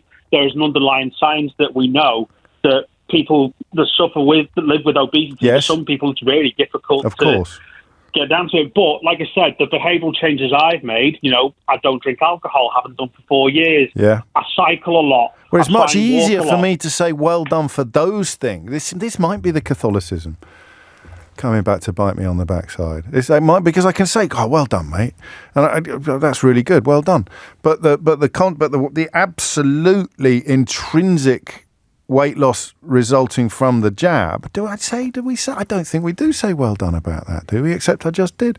That's why Jack said yes and no, sounding really like a politician. 10:34 is the time. Thomas Watts is here with your headlines. James O'Brien on LBC. It is 11:38. It is it's possibly the most self-obsessed radio phone-in subject in the history of wireless. This is not what Marconi had in mind when he invented this medium. But I want you to ring me and tell me why I'm feeling a bit discombobulated about something. I can't put it into words. You heard Jack there in Northwich. I mean, there's something in what happens at the end of the 2-year period, but that's not it. There's something else going on here. Why have I got a kind of a bad feeling about weight loss jabs? And can you help get rid of it? Because I don't like it. 0345 606 0973 is the number that you need. Kenneth is in Bristol. Kenneth, what would you like to say? Good morning, James. Hello, Kenneth. I feel like the word to describe sort of the feeling, the unsettled feeling you might be describing, is sort of justification or whether this effective weight loss we're seeing is something that people have earned or deserve. Yes. And I think that was highlighted just then when I said well done to Jack, and then got worried that I shouldn't have said well done because he hasn't actually done anything. Well, actually, I disagree with that. I feel like that there is disparity sort of with weight and exercise and diet across the whole of the country, and there are socioeconomic issues that sort of come along with that. But trying to think of this more as a sort of a helping hand of people who are sort of on a way down due to things like genes, background, metabolism, access to sort of healthy foods. I think this is a really sort of beneficial way. And the most compelling sort of thing I heard for that was about this sort of craving for overeating. Yes. Because the jab is so good at... I'm hearing myself on the radio, 1 second. Because the jab is so good at... suppressing appetite, it's really reducing that feeling of sort of guilt or shame for people who have issues of overeating. And that's the beauty of it then, because as the first caller demonstrated, sort of unwittingly, those of us who are never going to touch wood, who are never going to qualify for this, don't quite understand the voice in their head saying have another biscuit, or just that relationship between hunger and behaviour. I've eaten more than enough calories to be healthy, but I'm still hungry. That's exactly right. Take away my hunger. Take away my hunger. Please take away my hunger. That's what we're talking about. Even if, so I'm not obese or overweight, thankfully, and I'm very, very lucky with that. And I will still sometimes overeat and sort of overindulge. Lucky. But for me, I don't sort of have super negative consequences on my health and my weight. Lucky. But that's the word that's missing. Might necessarily do it. Yeah. And so I really think this is What's the opposite of lucky? What's the opposite of lucky? Unlucky. People are unlucky. Yeah. They're not lazy. They're not work shy. They're not all of the stuff that we've been conditioned to think. And I was terrible at this when I started doing this job. I was one of those absolute idiots that would start shouting about rude words about obese people and just say, just eat less and exercise more, even though I didn't follow that advice myself, because it's luck. We don't accept the fact that not all of it, but almost all of it is going to be it's going to be partly based on luck. I'm lucky that I'm not obese because I love food. It's super compelling and super happy that we have this sort of new therapy that I think can help a lot of people. Why did you ring in? What made you... Did I just get your little grey cells whirring, or did you have an interest in it otherwise? You remind me of a conversation I have with a colleague. So I'm a PhD student at the University of Bristol, and we have lots of people looking at the mechanism of action of this drug, and that's quite an exciting sort of hot topic. We really think it's a tight. I never asked that question. I never asked that question of people. Hardly. I must just have sensed from the way you were talking about it that you'd given it a heck of a lot of thought before. 11:30 this morning, and I'm so grateful to you for sharing some of the fruits of those thoughts with us, because that feels like you're ministering to my discombobulation. I'm beginning to feel better about why have you got such a problem with it. Probably as a hangover from the days of looking down my nose at obese people. It's something I've written about at some length, actually. Try how you work out why you're holding these toxic opinions and these toxic thoughts. And that might be why this it persists, this idea that you're getting off scot-free, you're getting off cheaply, you're not doing the work. I mean, who am I to tell you? You need to go to the gym, or you need to do more exercise than I do, or you need to work harder on resisting temptation than I do. Answer, because you're unlucky. And I'm not. Gosh, Hillary's in Putney. Hillary, what would you like to say? Hi. Hello. I run. Thank you for having me on. You're very welcome. I run a fitness and nutrition business, and I'm also studying for my master's in clinical nutrition. And I am currently designing a feasibility study around this shot. But my concern, my discombobulation, I guess, to follow your verbiage there, is around particularly young women, but anyone of a normal, healthy BMI who's taking these shots, either for vanity reasons or, as a kind of a preemptive, staving off eventual weight loss later in life. And it's going to be that. It's going to be 99%. I mean, we don't have vanity or pride in your appearance or whatever you want to call it. But if you haven't got an obesity problem and you're tempted to take an obesity drug, you're doing it for reasons of appearance, obviously. Well, exactly. And if you think about it, that's got a whole lot of. But that's a very different. worrying. It's a very different discombobulation from the one that I'm describing. Because that's quite easy to understand. Well, I think. yes, or is it? Yes and no. Yes. Yes and no. I think the thing about the drug is called semaglutide, and it mimics the GLP-1 hormone, which is your satiety hormone. Yes. And so it just makes you not hungry. And for quite a lot of people, what worries me in the intended population, I suppose, those with the BMI over 30, what worries me about the drug is the mental health effects. So a lot of people say that every time they put food into their mouth, it makes them feel nauseated. It makes them feel unhappy. They're just not hungry. And that removes an enormous bit of joy from your life. Yes. It removes comfort. It removes relaxation. So there are quite a lot of noted mental health conflicts that are coming out as a result of this drug, even in the intended population. Right. There's also the issue of muscle wastage, nutrient deficiencies. People are not hungry, they're not eating, therefore they have no energy to exercise. And when you're taking a drug like this, which reduces your food intake so substantially, and you don't have the energy to combat the potential muscle wastage that you have as a result of not getting protein in, it's kind of a terrible, vicious cycle. Or it has the potential to be anyway. And that's what makes me uncomfortable in any population, particularly in and your discomfort comes from evidence and research as opposed to my sort of vague feeling of discombobulation. So yours is a lot more robust than mine. 100%. But the thing is, when you're looking at these drugs, if you are obese and staring down the barrel of diabetes, then the risks and the benefits, you do that analysis and maybe the benefits outweigh those risks. Absolutely. I'm all for it. Right. But it's in that gray area, 25 BMI and up, 25 and below, people who are taking these off-label, which are being prescribed by,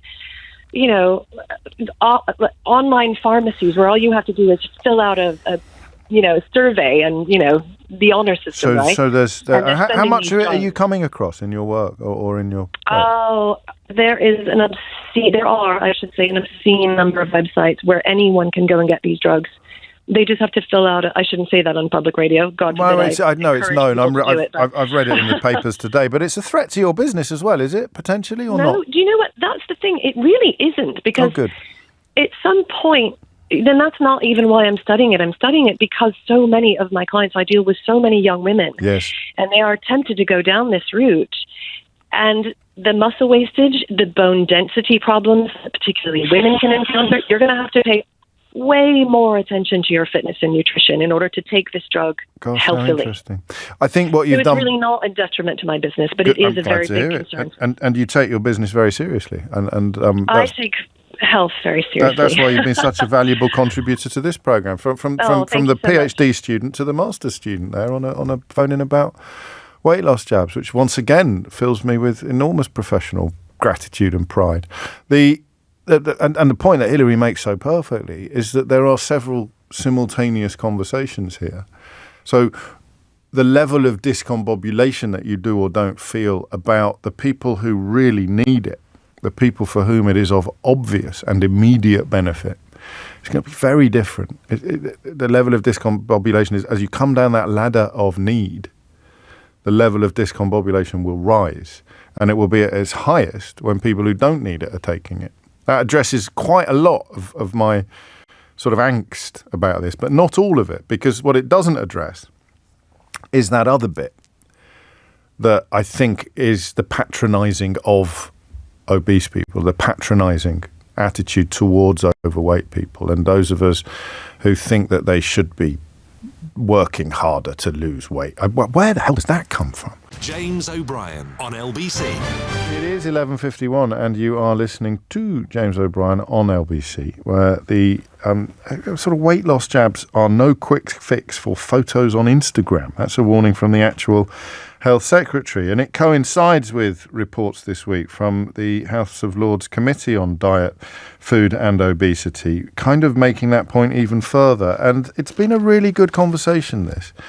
And it's like anything else, isn't it? I mean, sometimes get a little fear in the back of my mind when I'm about to make a comparison or an analogy that has only literally just occurred to me.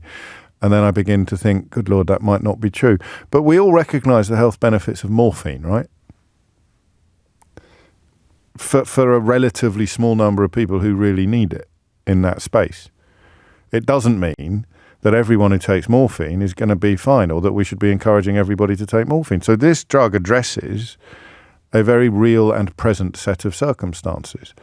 And the fewer of those circumstances that you are in, the less the case for you to take it. So that's like that's where our last caller came in, who's done the academics on it. And that speaks to the relationship between evidence and results. But my problem was a little bit different, a little bit more philosophical. And I've got a horrible feeling it's a hangover from my days of being not very nice about obesity, or particularly, let's not sugar the pill, not being very nice about obese people. I think it might be that. Because here's a good one. Would you say well done or congratulations or good luck to someone who's just had a successful hip replacement, James? I think that's rhetorical. I'd certainly say good luck. I'd probably say well done. I mean, undergoing the unpleasantness of an operation notwithstanding, I think you make an excellent point when you say, I think this relates to the assumption that people that are overweight are lazy or greedy or weak, and with this drug, they aren't working hard enough to deserve the outcome that they get. And the problem with that analysis is that it sounds right, even if you didn't realise you were doing it. You're still subscribing to the idea that someone who is obese has been lazy, greedy, or weak. And therefore you have a problem with the idea of them not somehow reaping the consequences of what they've sown, or getting off the hook. Is that... I can't... Oh dear. I mean, if we go all Occam's razor on it, then I'm afraid that is probably coming closest to feeling like the answer to the vague sense of discombobulation that I sought to describe at the outset. Claire's in Camden. Claire, what would you like to say? Hi. Hello, Claire. Hello. So I was definitely overweight. My BMI was definitely plus 30. I wouldn't say that I was obese, and I definitely wasn't ill. Right. I was sucked in to the skinny jab hype. Right. So I started doing it, and by the way... So you did it privately then? This isn't through the NHS? I did it privately. Oh, no, I did it privately from an online pharmacy website. Okay. And by the way, it's expensive. Yes. And as you up the dosage, it gets more expensive. Yes. So once you're in, you're paying more and more. Anyway, so I started doing it, and it literally... I've tried diets all through my life. Nothing has... And exercise. Nothing really has worked. As soon as I started taking the jab, it was a miracle jab. I mean, the weight fell off. It fell and fell and fell. Yeah. I lost 3 stone. And you needed to, did you? You I wanted probably to? needed to lose 2 stone, right. So I've lost a stone more than I needed to. I'm at the skinniest that I've ever. Okay. I'm at the skinniest that I've ever been. Yes. I'm terrified of stopping. How long have you been doing it? 6 months. You're supposed to stop after 2 years, but the source of your supply sounds quite unregulated. So even I could go on for as long as I wanted. And even if they were, they don't police it. Even if they were policing it and regulated, there's nothing to stop you signing on with another supplier immediately. Oh, exactly. And by the way, they ask you to upload photos of yourself on the website when you order it to show that to prove that you are obese enough. You just put in another photo. I mean, it's extremely easy to get around it. So what are you worried about? I know that in simple terms, you're worried that when you come off them, you'll start overeating. So I'm terrified of stopping it. I'm worried that I will wake up the next morning with a ravenous monster inside me wanting to eat everything. Yeah. Also, by the way, I recognise that I don't look good. You look too slim. I look too skinny. Oh. I used to run and do exercise. I have no energy to exercise. Wow. I've lost my muscle tone. Because I lost weight so quickly, the skin on my stomach is stretched and looks disgusting. Like it's the bit, I'm ashamed. I'm an intelligent woman. I'm ashamed that I did it. Oh, Claire. Yeah, thanks. I mean, I don't expect sympathy. I'm an idiot. You're going to get some sympathy, whether you expect it or not. You're not an idiot. You're not an idiot. Look at the world you live in. Yes, but look at the world you live in. Look at, especially as a young woman, the pressures that are being placed on you all the time regarding your appearance. Were you already on the switchboard before the lady in Putney, the nutritionist? No. She's what made you ring in? No, I heard her. Yeah, right. Yeah. That's because that is she's describing you, wasn't she, in a way? She's totally describing me. And I know that I'm a total idiot to have done it. And the joy of the quick weight loss, by the way, is unparalleled. And for every woman or man that has struggled to lose weight, this is you think this is the answer to your prayers. And by the way, I didn't feel sick, and I didn't feel nauseous, and I didn't have any of that. So none of that. It's more.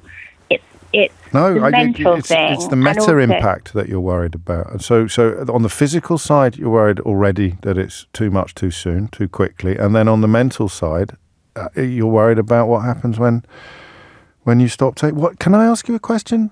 What are you going to do? Well, I finished this month's supply, and now it's at its most expensive. So now it's probably £270 a month. Right.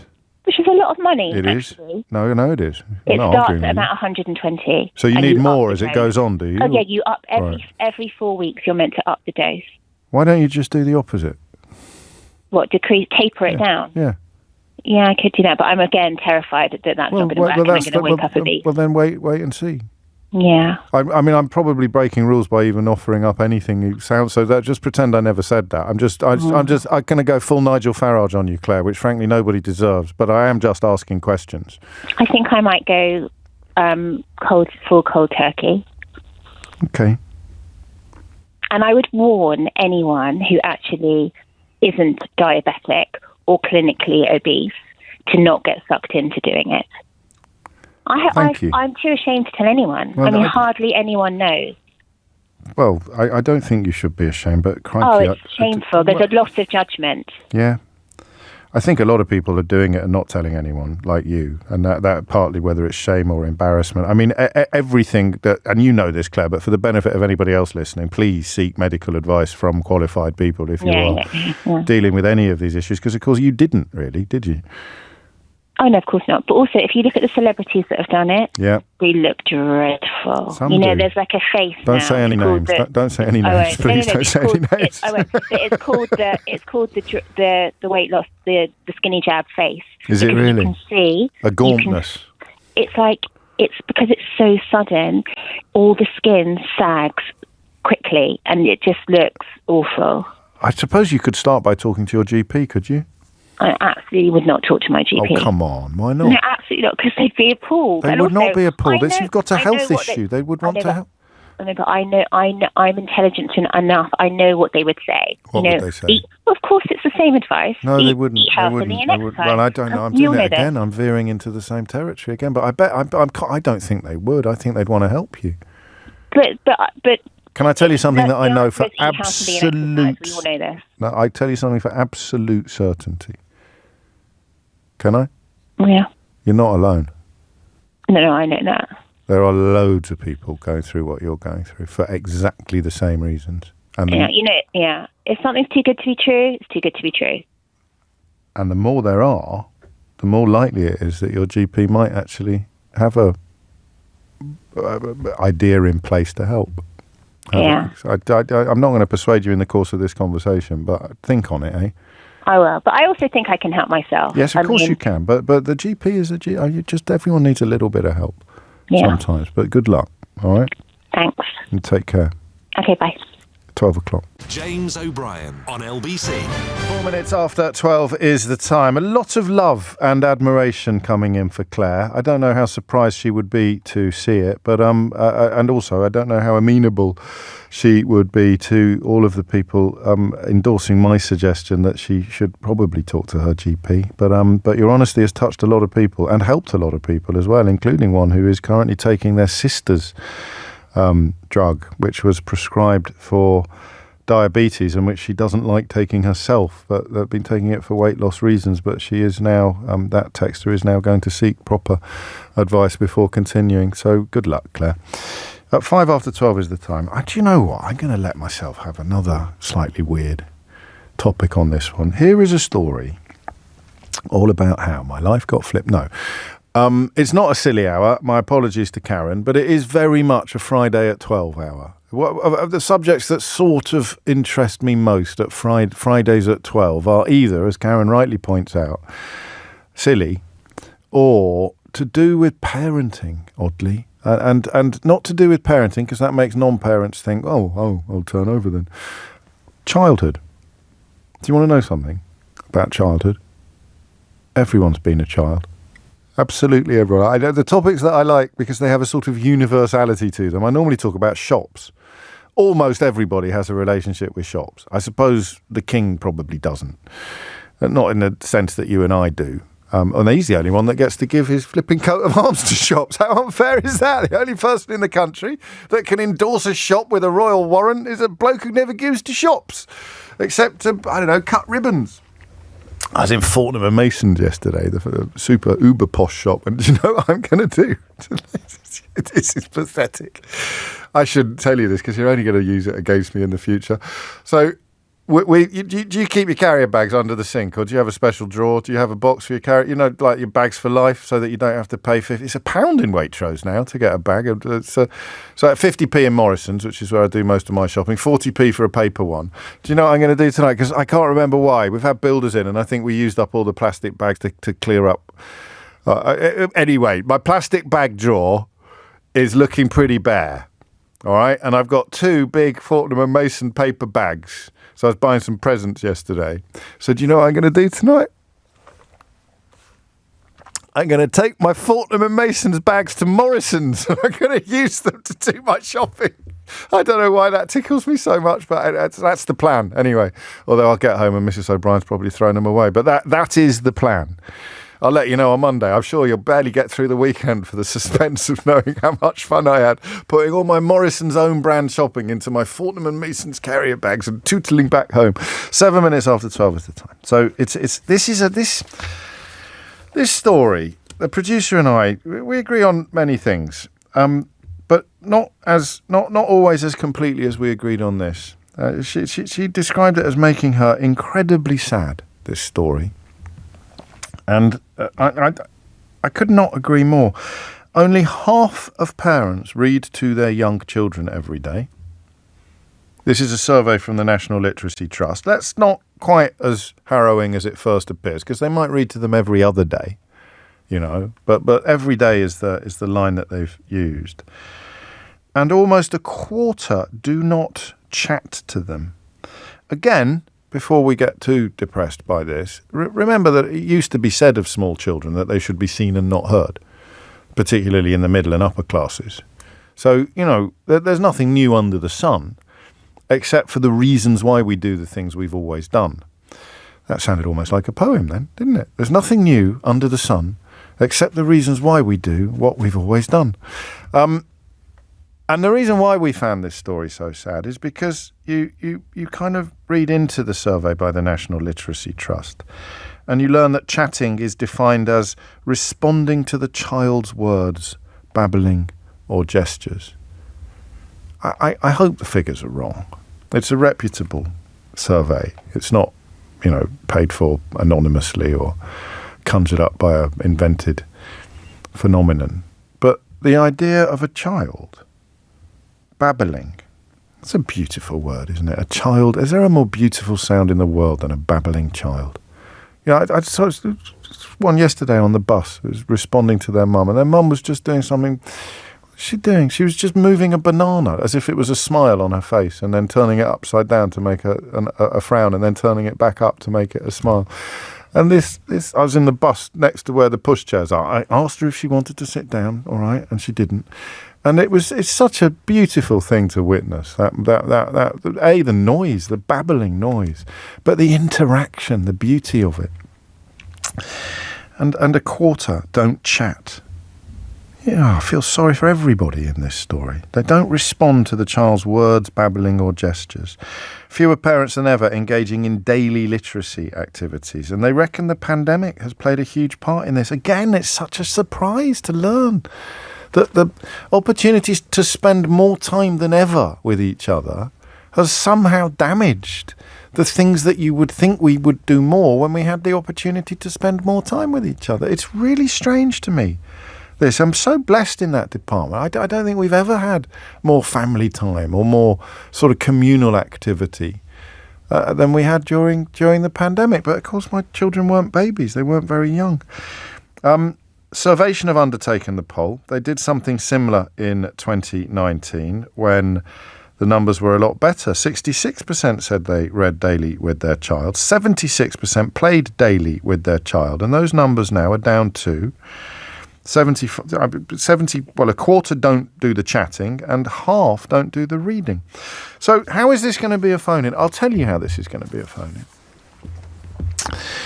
It is 11 minutes after 12, and there are people listening to this programme who are great parents, loving parents, and who are just feeling a little frisson of fear that we're talking about them. Just feeling it now. Haven't really clocked it. Wouldn't have noticed, but I haven't read to the little one this week. And do you know what? I've been so busy. And also my bloody phone.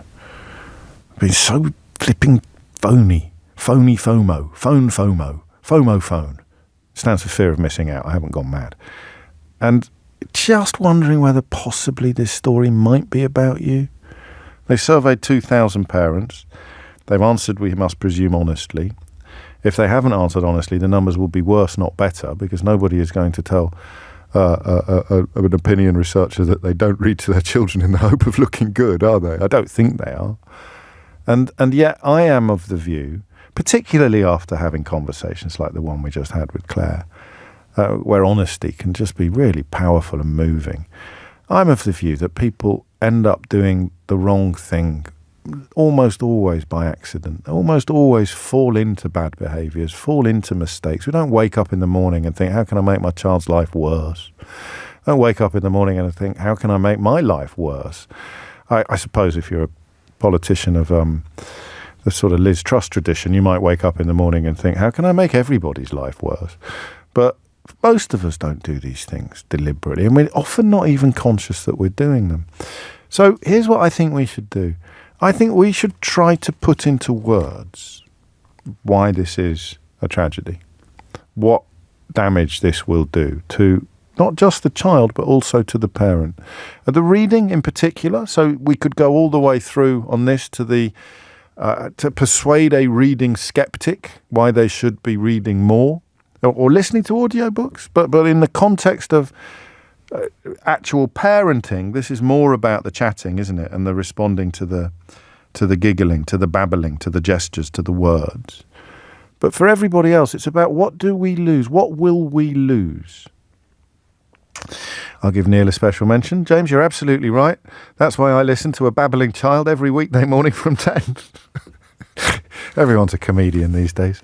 Because what I haven't got here is an ability to make a comparison. Nobody can be on both sides. I suppose you might have gone, unless something really weird happened in your life and you didn't read to your first child, but you did read to the second one, or you didn't read to the, you did read to the first one, but you couldn't read to the second one. It's going to be very, very, very hard for anybody to actually articulate with evidence and experience the differences that this makes.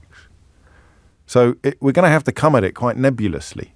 We're going to have to come at it quite sort of touchy-feely style, aren't we? What does this do? Why does this story make you sad?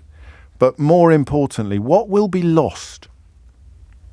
Oh, so what? You're not reading to your child. So what? The kids, you're not jumping up and down and giving them a biscuit every time they break wind. What is lost? What will be lost? Why did this story make us all so sad? What is it that we think these children are losing? Because it's not just the hours of interaction, is it? What are they losing? 0345 6060 973 is the number you need. And of course, the corollary of that question is this one. What do you think you gained as a consequence of being read to as a child? What difference did it make to your life that you had a lot of conversations with your parent or parents when you were little, or your carer? What is it that we are? What is it that we're chronicling here? And what is it, of course, that we are losing here? This is nice from Wayne. I miss my son babbling on, James. He's 15 now, and I'm lucky to get a single word out of him, even though I sit down and try my best to have a conversation. That's Wayne in Suffolk. So what is it? What are we talking about? Why did they do this research? What is it? What is it designed to address or improve? All right? Hit the numbers now. You will get through. 0345 6060 973. My apologies to everybody who was still waiting to talk about the weight loss conversation. That's something we will absolutely and indubitably be returning to in the coming weeks and months. But it means I've got a nice, empty, clear switchboard for you now, so don't hold back. 0345 6060 973. Half of parents read to their children. A quarter don't even chat to them. What are we going to lose? What are we going to lose as a consequence of that? And what did you gain from being on the right side of these experiences when you were little? It's 12:16. James O'Brien on LBC. 18 minutes after 12 is the time. This is a very what a bleak analysis of the situation this is. I've lost it now. I'm not going to be able to find it. I had to read this twice. There's some lovely messages coming in and some very poignant ones about whether or not you're going to realise before it's too late how delightful it is to have those moments. A lot of you recognising that I'm actually talking about you. But someone said it's all about book sales. So I thought inevitably that was a dig at me. I thought, I haven't really been pushing the book particularly hard today. Why are you being so mean? And then I thought, oh, crikey, you're hearing a story encouraging parents to read to their children more. Man, that's cynical. I'm not even going to read your name out. I'm not going to put you in idiot's corner. I'm going to tell you to give your head a wobble. That's such a cynical thing to say. It's from the National Literacy Trust, not Waterstones. It literally recognises the importance. Maybe you weren't read to a lot as a child. I don't mean that in a mean way. And therefore, you're going to benefit more than I am from the next part of the programme because you're going to learn why it is so important. I'll go to Claire first, but I suppose we should also ask the question of why this has gone off a cliff. It can't just be the phones because it's gone off a cliff since 2019. This is nice from James. He's a man after my own heart in the first line. He writes, I'm a great dad. If you don't play your own trumpet, then nobody else will either. I know I am. I try my best all the time, James. I don't get everything right by any means, and I'm learning as I go, but this topic has caught me completely unawares. You've made me realise I don't read to my child nearly enough. I'd like to blame being busy or having a number of other things taking up my time, but there is no reason at all why we can't find the 5 to 10 minutes it takes to read to our children at bedtime. Thank you for the reminder. I will try to do better. Joseph writes, my reading to my two boys last night, 3.5 years old and 8 months old, it was the first time the 8-month-old has really engaged with what was going on. Looking at his little face was one of the best moments of my day. And that idea of, do we know what we get from it? How different would our lives be? Because Pat in Perth really caught my eye as well, describing having an illiterate father who was a farm worker and a mother with mental health issues who never, ever, ever got read to as a child and now reads at least 60 books a year. So, there's no objective algorithm for this one. But what do we think we might be losing? Claire's in Coulston. Claire, what would you like to say? Good morning, James. Hello, first time caller. Welcome. Feeling a little nervous. It's only me. I know, how lovely. I was given some real advice when mine were little. Mine are 21 years old now, they're twins. And someone just said to me, if you don't listen to them when they're little, they won't talk to you when they're grown up. Gosh. And it was the bubbling thing for me. I've worked in schools now for nearly 20 years and I'm a swimming teacher and I'm not saying we were the best parents, but we made sure that every night we gave them a cuddle, we read them a story, and just really tried to listen when they were little. What do you think we lose? I mean, you've answered the question, is that they're less likely to talk to you when they're older. I can now refer to 1 million texts saying, God, you're right. Bob said, I'm lucky to get a WhatsApp these days. I used to read to them every single night. So I'm afraid if anyone's thinking that they're guaranteed fully communicative teenagers 15, 16 years down the line as a consequence of going through the collected works of Julia Donaldson every night, they've got another thing coming. But it's about patterns of behaviour, rhythms of behaviour, lines of communication, literally. Absolutely. I mean, my son is currently, as I say, I've got twins. They're 21. I've got a daughter that's just spent the last 3 years at uni. And my son decided to do an apprenticeship and has now said, Mum, I've had enough. I'm going travelling. So he's off travelling for 1.5 years. And he's been in touch the whole way around. And you're involved in their lives. You're involved. We're having a wonderful time watching him going through Thailand and Vietnam, and it's been a pleasure because he's kept those lines of communication open. That's really interesting. A sort of constant. You don't, it's not apron strings that you're describing. It's something something nicer than that. And why does this make us all so sad?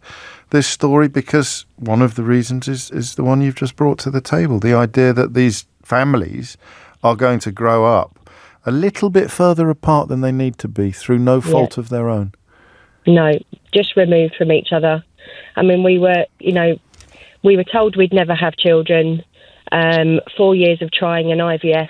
Later, we got the twins. Gosh. So they've always been very precious, and I know that I have always felt very grateful for having them. So I've always tried to make that extra bit of effort. But I am not the perfect parent, never have been, and will never proclaim to be. But my biggest thing was that thing that sat with me: you don't listen to them when they're little.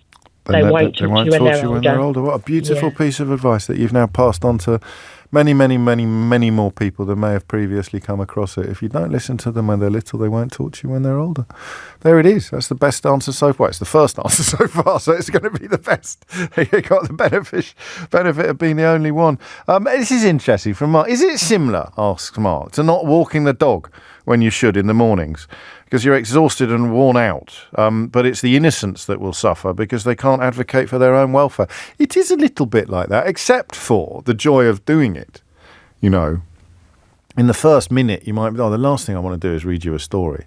But once they start giggling and once they start joining in and doing the voices, then I think it kind of takes care of itself, almost always, but not obviously always, because I got a terrible message from Tins who says, my mum told me that Dad stopped reading to me at bedtime because I asked him to and told him that his voice was boring. Happily, I still became an avid reader. Your poor Dad! You monster! Oh, did he do voices? If he did voices, then I'm afraid that it's straight to the corner for you, straight to the back of the class. That's appalling paternal abuse. Emma's in Hawley. Emma, what would you like to say? Hello, James. Hello. Hi. I had the luxury, and it sounds really odd, I had the luxury when I had my little girls, two of them, they were 17 months apart, very close, that my husband left us and left us pretty destitute, no money, which actually sounds terrible. It was probably the best thing that ever happened to us because I had no option but to entertain my children in the old-fashioned way. I was brought up by a mum who was a stay-at-home mum, believed in reading, chatting to us, baking with us. She was distant. She's no longer with us. I'm going to be fine. Sorry, she's no longer with us, but she was amazing. I'm sorry. Yes. But having zero money, as in living hand to mouth, meant that we didn't have to do screen time or taking the tablet away. We didn't have such things. I had second-hand books, and I had to talk to my children. So to entertain them, I would have to take them for a walk up a hill, and that way you have to talk to them because you can't just walk silently. So this is a brilliant point, and I'm glad that you make it in the way that you're making it, as it was almost thrust upon you, albeit that because you're not sounding smug. It's not like, well, of course we could have given them tablets, and we could have, but we chose not to because we also knit our own clothes, and so you're not doing that. You're recognising that if you'd had a few more quid, you probably would have done what most other parents have done, and engaged, because we're all recognising that the child needs to be engaged. But of course, sticking a screen in front of them provides a form of engagement, and you didn't have that option, so you had to engage them in other ways. Yeah, I mean, otherwise we would have, torn each other's hair up. But what was lovely about it, and just to give you a bit of perspective, they both learned to read and write before they went to school. Yes, simply they because would. I had once again no option but to entertain them in certain ways. So that's a qualitative contribution. I like that, because I was going to ask, how do we know that they're actually getting a bit tongue-in-cheek, because it feels so obvious, but how do we know that this is more beneficial than sitting in front of Peppa Pig all morning? And of course, one of the earliest answers is the one you've just provided, literacy. is going to be massively improved the more exposure there is to literature. And therefore, albeit that you might be very, very engaged, your vocabulary might be good as a consequence of watching lots of content on a screen. You're not going to be able to read. Yeah, but as I say, it was by pure default because it was the cheapest and most accessible version of entertainment, reading, writing, but also talking to them, chatting, having conversations with them, telling them stories. I would make up and invent stories sometimes at night because there was no other option. I had nothing else. And what would we... I mean, this is going to be hard to answer without running the risk of sounding smug, I think, but I'm going to ask you anyway. What would have been different? What do you think you would have lost if you hadn't done what you'd done and had instead done what's described in this article? Okay, this is a really, really easy question to answer. Oh, good. I would have lost the memories of some of the things. And just to give you some context, my children now are 22 and 20. Right. One is doing a master's degree in Belfast. The other one is paramedic. What I've lost, we still now talk about some of the things we used to talk about back then, and they remember it. And we were on a bus in Belfast yesterday because I went to visit her, and that's one of the things. She loves me coming to. They both love me, seeing me and spending time with me because we have an amazing relationship. Purely because I had no other option but to be there 24/7. Yes. As I say, and a little boy broke out into the wheels on the bus, and both of us welled up. You just got me as well.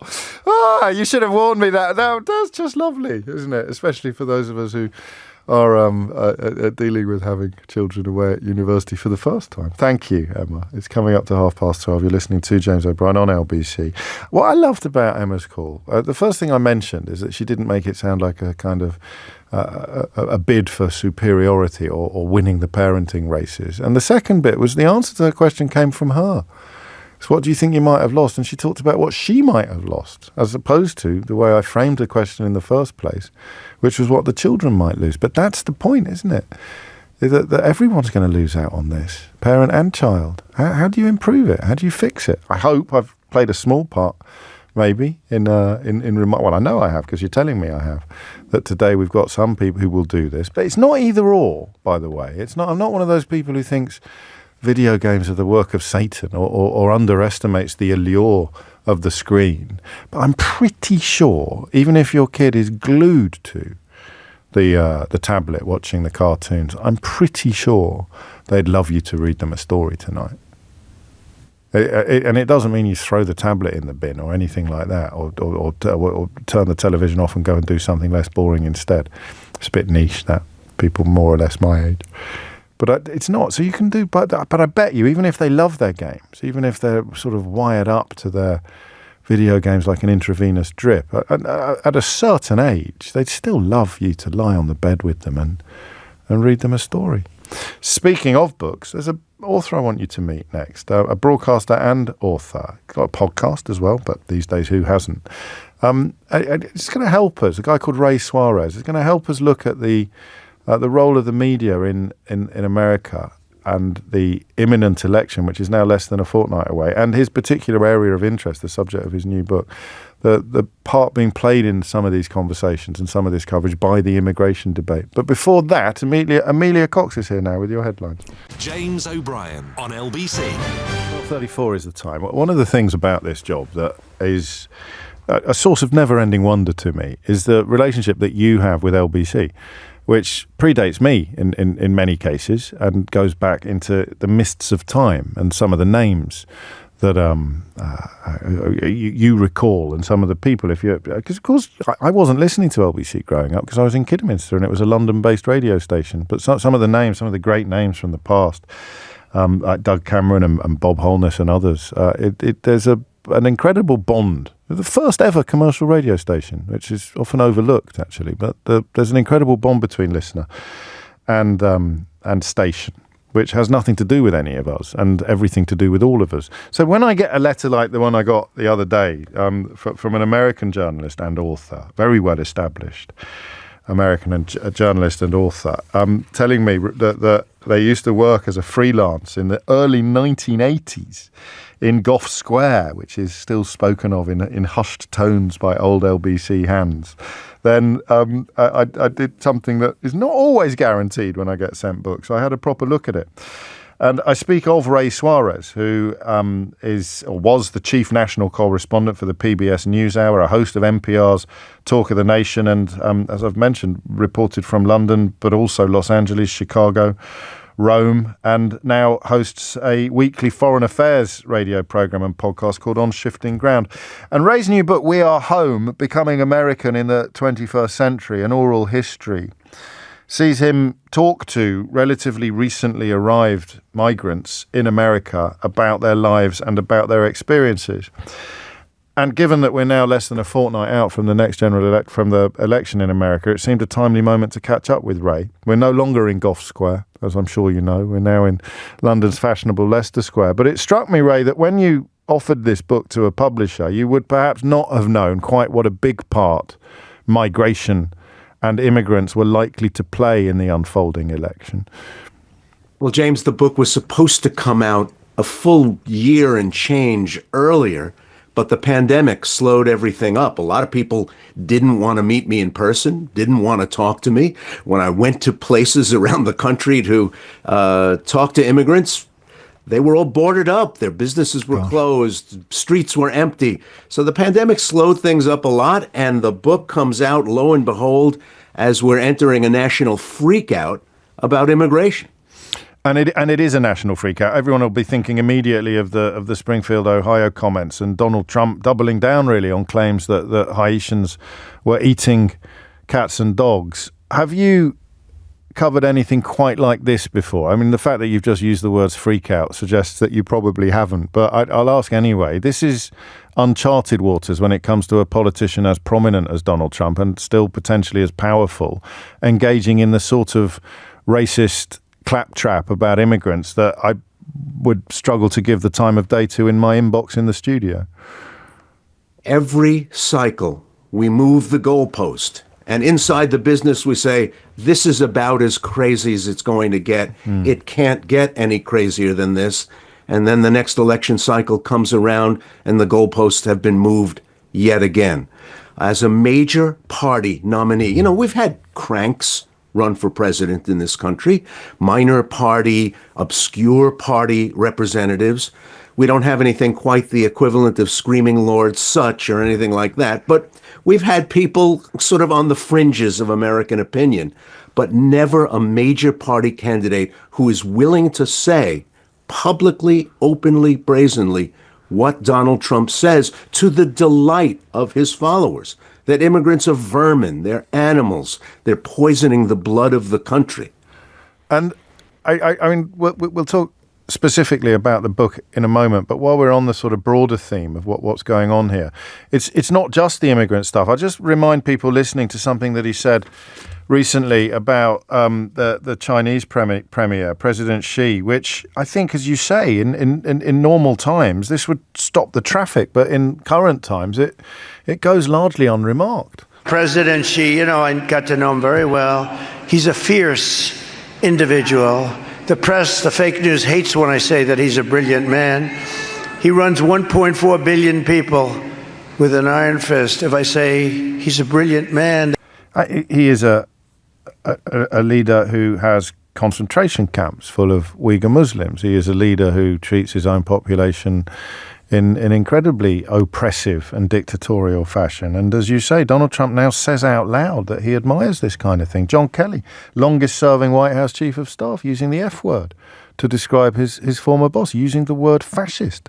Anthony Scaramucci on this radio station last night telling Andrew Marr that he agrees with the analysis. I'm struggling to cover this, Ray, journalist to journalist, because it's as if the pieces on the board are too big to move now. Does that make sense? It's like, how do you start having a conversation about whether the next president of America is a fascist? He's also been expressing his admiration of Hitler recently. Is the American media doing a better job than the British media of getting to grips with the scale of this moment?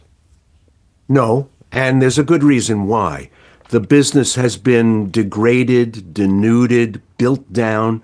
At a time of greater challenge and greater complexity, the news inside the news business is of layoffs, shutdowns, cutbacks. Yeah. So at a time when journalism has a more challenging job ahead of it, a more challenging brief in its hands than ever before, the business is not able to meet the moment.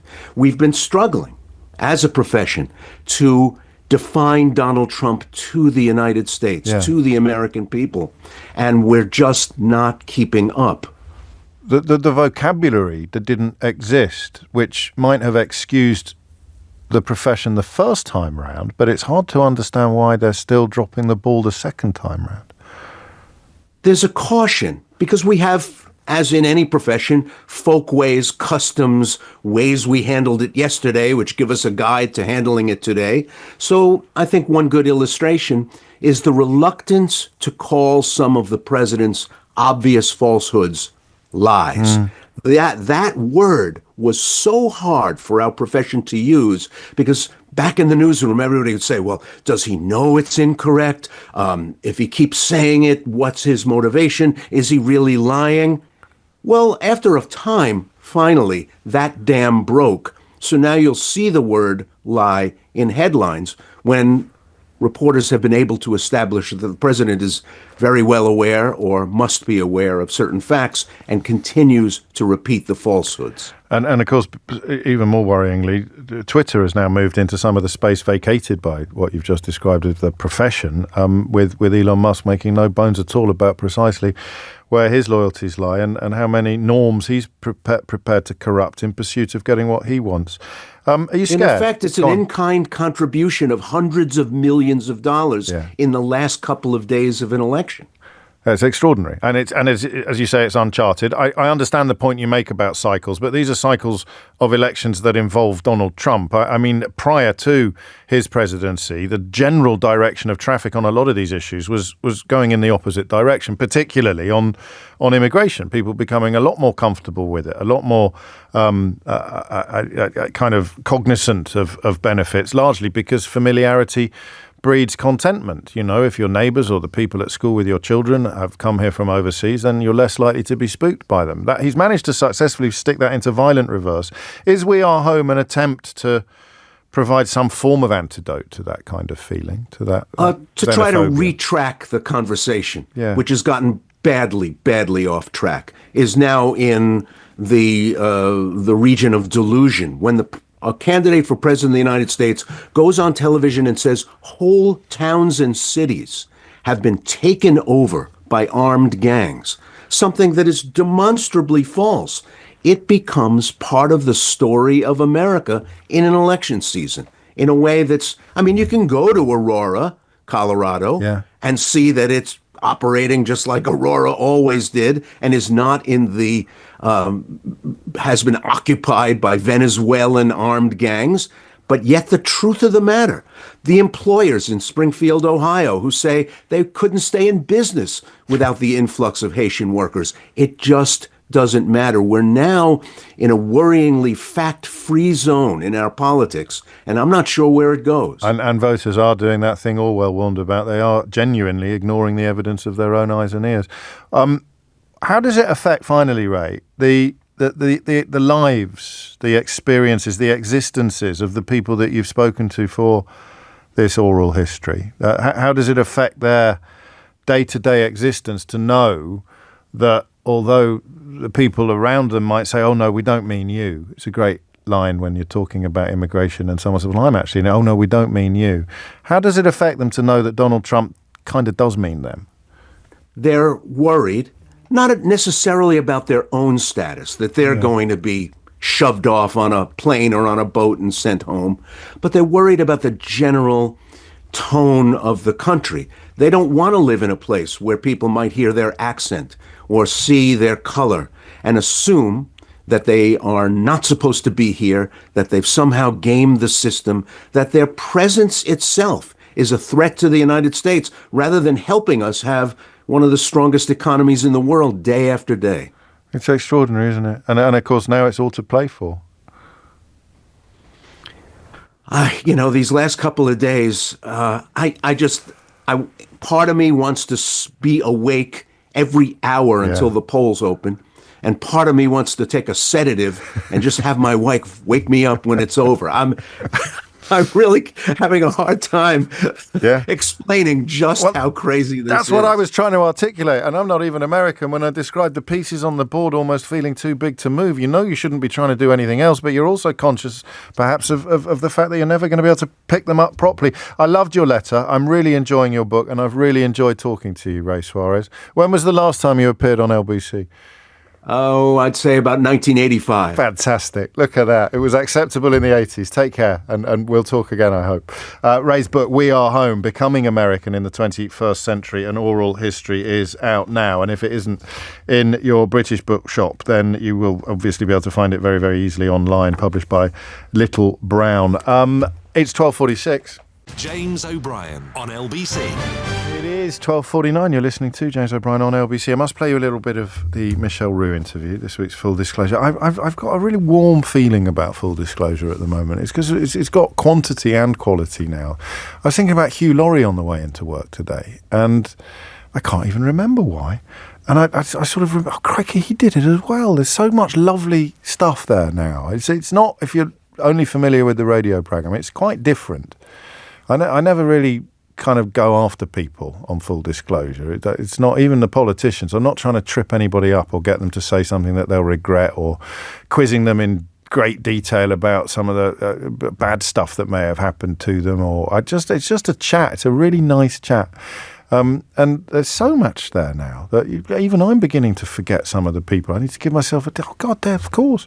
So I'll play you a little clip of that shortly. But do get stuck into the archive as well. They're pretty timeless, some of the surprisingly popular ones. Martin O'Neill, the footballer and football manager. So just because people are listening a lot, they even end up listening to ones that they didn't know that they were going to enjoy, and it's just reaching that lovely critical mass now. So don't if you are new to it, don't confine yourself to the ones that may go, I like her. Listen to listen to all of it, is what I'm saying. And download the whole flipping thing. You won't regret it. Reading, talking, communicating. Parents doing it less and less with their own children. What are we going to lose? Sedge is in Bushy. Sedge, what would you like to say? Hi, James. Hello, Sedge. Sorry to keep you. I went off on one. That's not fair. Let me be quiet while you speak. That's okay. I've been listening to you for so many years, but I have to say I'm probably more excited than nervous. Good. We like that. We're more in favour of it. We want more excitement and less nervousness. Carry on, Sedge. Indulge your excitement. So I didn't catch the beginning of the entire conversation, but what I did catch was the lack of parents, the increase in parents who are not reading to their children. Yes, that's exactly that. That's all it is. You missed nothing. Right, okay. So I work with SEND children in a primary school. I have done in the local schools for many years, and it still baffles me to this day from what I see. I see children who really struggle to read, and when I have asked them how often they read at home, it's not often at all. Parents simply just don't have the time, and I'm a parent who's got a 17-year-old and a 19-year-old, and when my children were little, it was non-negotiable. You had to invest 10 minutes every day either reading to your child or the child reading to you. But because that's not happening, what we're seeing as teaching staff is an increase in children who can't access the curriculum, because when you are doing a lesson plan, for example, there's always a handful of children who can't do that lesson plan because they can't read, they can't structure sentences, they can't read the text and make inferences from that text. But what I said to your the lady who took the call, I have. Sorry, that's no lady. That's my producer. Your producer. Sorry, she was this lovely lady who kept me on hold for over 32 minutes. Yeah, sorry about that. It's my fault, not hers. Go on. It's okay, we're here. But I've actually got. I have a dog who I trained to become a therapy dog 2 years ago. And part of her name is Bo, And part of Beau's role on a Wednesday afternoon is to be a reading dog. Oh, how lovely. To some of the children who lack a lot of confidence and self-esteem when it comes to reading. And it's lovely to see the impact that she's making on these children, because as a result, these children are developing the reading skills and the confidence that they need. So the whole idea of a reading dog is for the child to read in a non-judgmental environment. So my role is just to sit with Beau, but the child's role is to read and not have any interruptions, even when a mistake is being made during reading, because these children need to understand the importance of reading and, you know... And so do mum and dad, actually, because they might not even realise that... I mean, before I continue, just for the record, I can't believe you've taught a dog to read. No, James, she doesn't read. I was expecting this from James O'Brien. I'm sorry, I'm not going to apologise then. He does exactly what it says on the tin. And while I'm at it, can you do one other thing as well? Are you ever going to get another dog, do you think? Would you like me to get another dog? Yeah, and I want you to call it Selector. Beau Selector. I get it. Again. Sorry. It's what James does, isn't it? I'm loving it. It's okay. You keep going. So in a nutshell, your job is rendered much harder by parents not doing what we used to do very, very naturally, which is to read and chat and respond to our children, to interact to our children. I think you might have missed one of the earliest calls, but you'll love the sentiment that was expressed. It was a woman whose children have grown up now, but when she became a mother, her father said to her that if you don't listen to your children when they're young, they won't talk to you when they are older. So that's... I mean, I listened to my children when they were young. My daughter talks to me. My son is at an age where he'd rather not. He'll come out the other end. We have to believe that, don't we? But I think the other point I wanted to make is I've asked the children, have you read? Did you read your reading book? Yes. And their response is very, very typical. I didn't have time. I'm really busy. I've had a really busy weekend. And it baffles me that they genuinely believe that. That's well, so do mum and dad. In fact, I get another dad who texted in talking about, I don't have any excuses. I might think that I'm busy, but to find 10 minutes to read to my child, there's no earthly way not anyone, but there's no earthly way many people are too busy to do that. Sedge, thank you. I'm sorry for teasing you, but thank you for taking it in such good spirit. And as promised, here is a little taste of my full disclosure interview with the broadcaster, but most famously, probably more famous for being on the telly than for being a chef, but still one of the biggest chefs, one of the best chefs that this country has ever produced. I speak of Michel Roux. I feel I'm learning every day of my life, even now. Of course. And I've always thought that I've never quite got it. Okay. I'm always pursuing the best and excellence. For me, how did I actually end up at Gavroche is the answer to that question in many respects. Yes, I suppose. I was running one of the restaurants in the city at the time as head chef. It was the Gamin Brasserie, which is a big brasserie opposite the courts off Fleet Street. And everything was going really swimmingly well. I was enjoying myself. I was in charge of the kitchen, but it was a brasserie. But, steak frites and things like that. Lovely, really great place. And the old man phoned me up and said, look, the pastry chef at Le Gavroche is going on holiday for 2 weeks. Can you come and fill in? Okay. So I said, okay, I'll rearrange the rotas. I'll make sure my sous chef is here and no problem. So I went to Gavroche for 2 weeks, filled in from the pastry chef. We got to the end of the 2 weeks. He says, oh, hang on, don't go back to the brasserie. The head chef is going off on holiday for 2 weeks. So you've got to stay. So I stayed for 2 weeks, filled in for the head chef at Gavroche. He'd roped me in. He got me hook, line and sinker. He knew what he was doing. He knew. He's a crafty so-and-so. And actually the head chef, a couple of weeks after his holiday, was leaving. So I was there. He got me. But you'd proved yourself by this point. Yes. Yeah, it was a little plan that he'd concocted. Of course I was happy. Of course I was. I mean, head chef. I wasn't even 30 then. in charge of what was a 3 Michelin star restaurant there. Yeah, of course I was happy. Well, I was happy. I was... What? Maybe happy is not quite the right word. I was honoured. Happy, I suppose, but not happy in a euphoric way, because it was bloody stressful. Right. I mean, the burden of responsibility was huge. Yeah. 3 Michelin stars.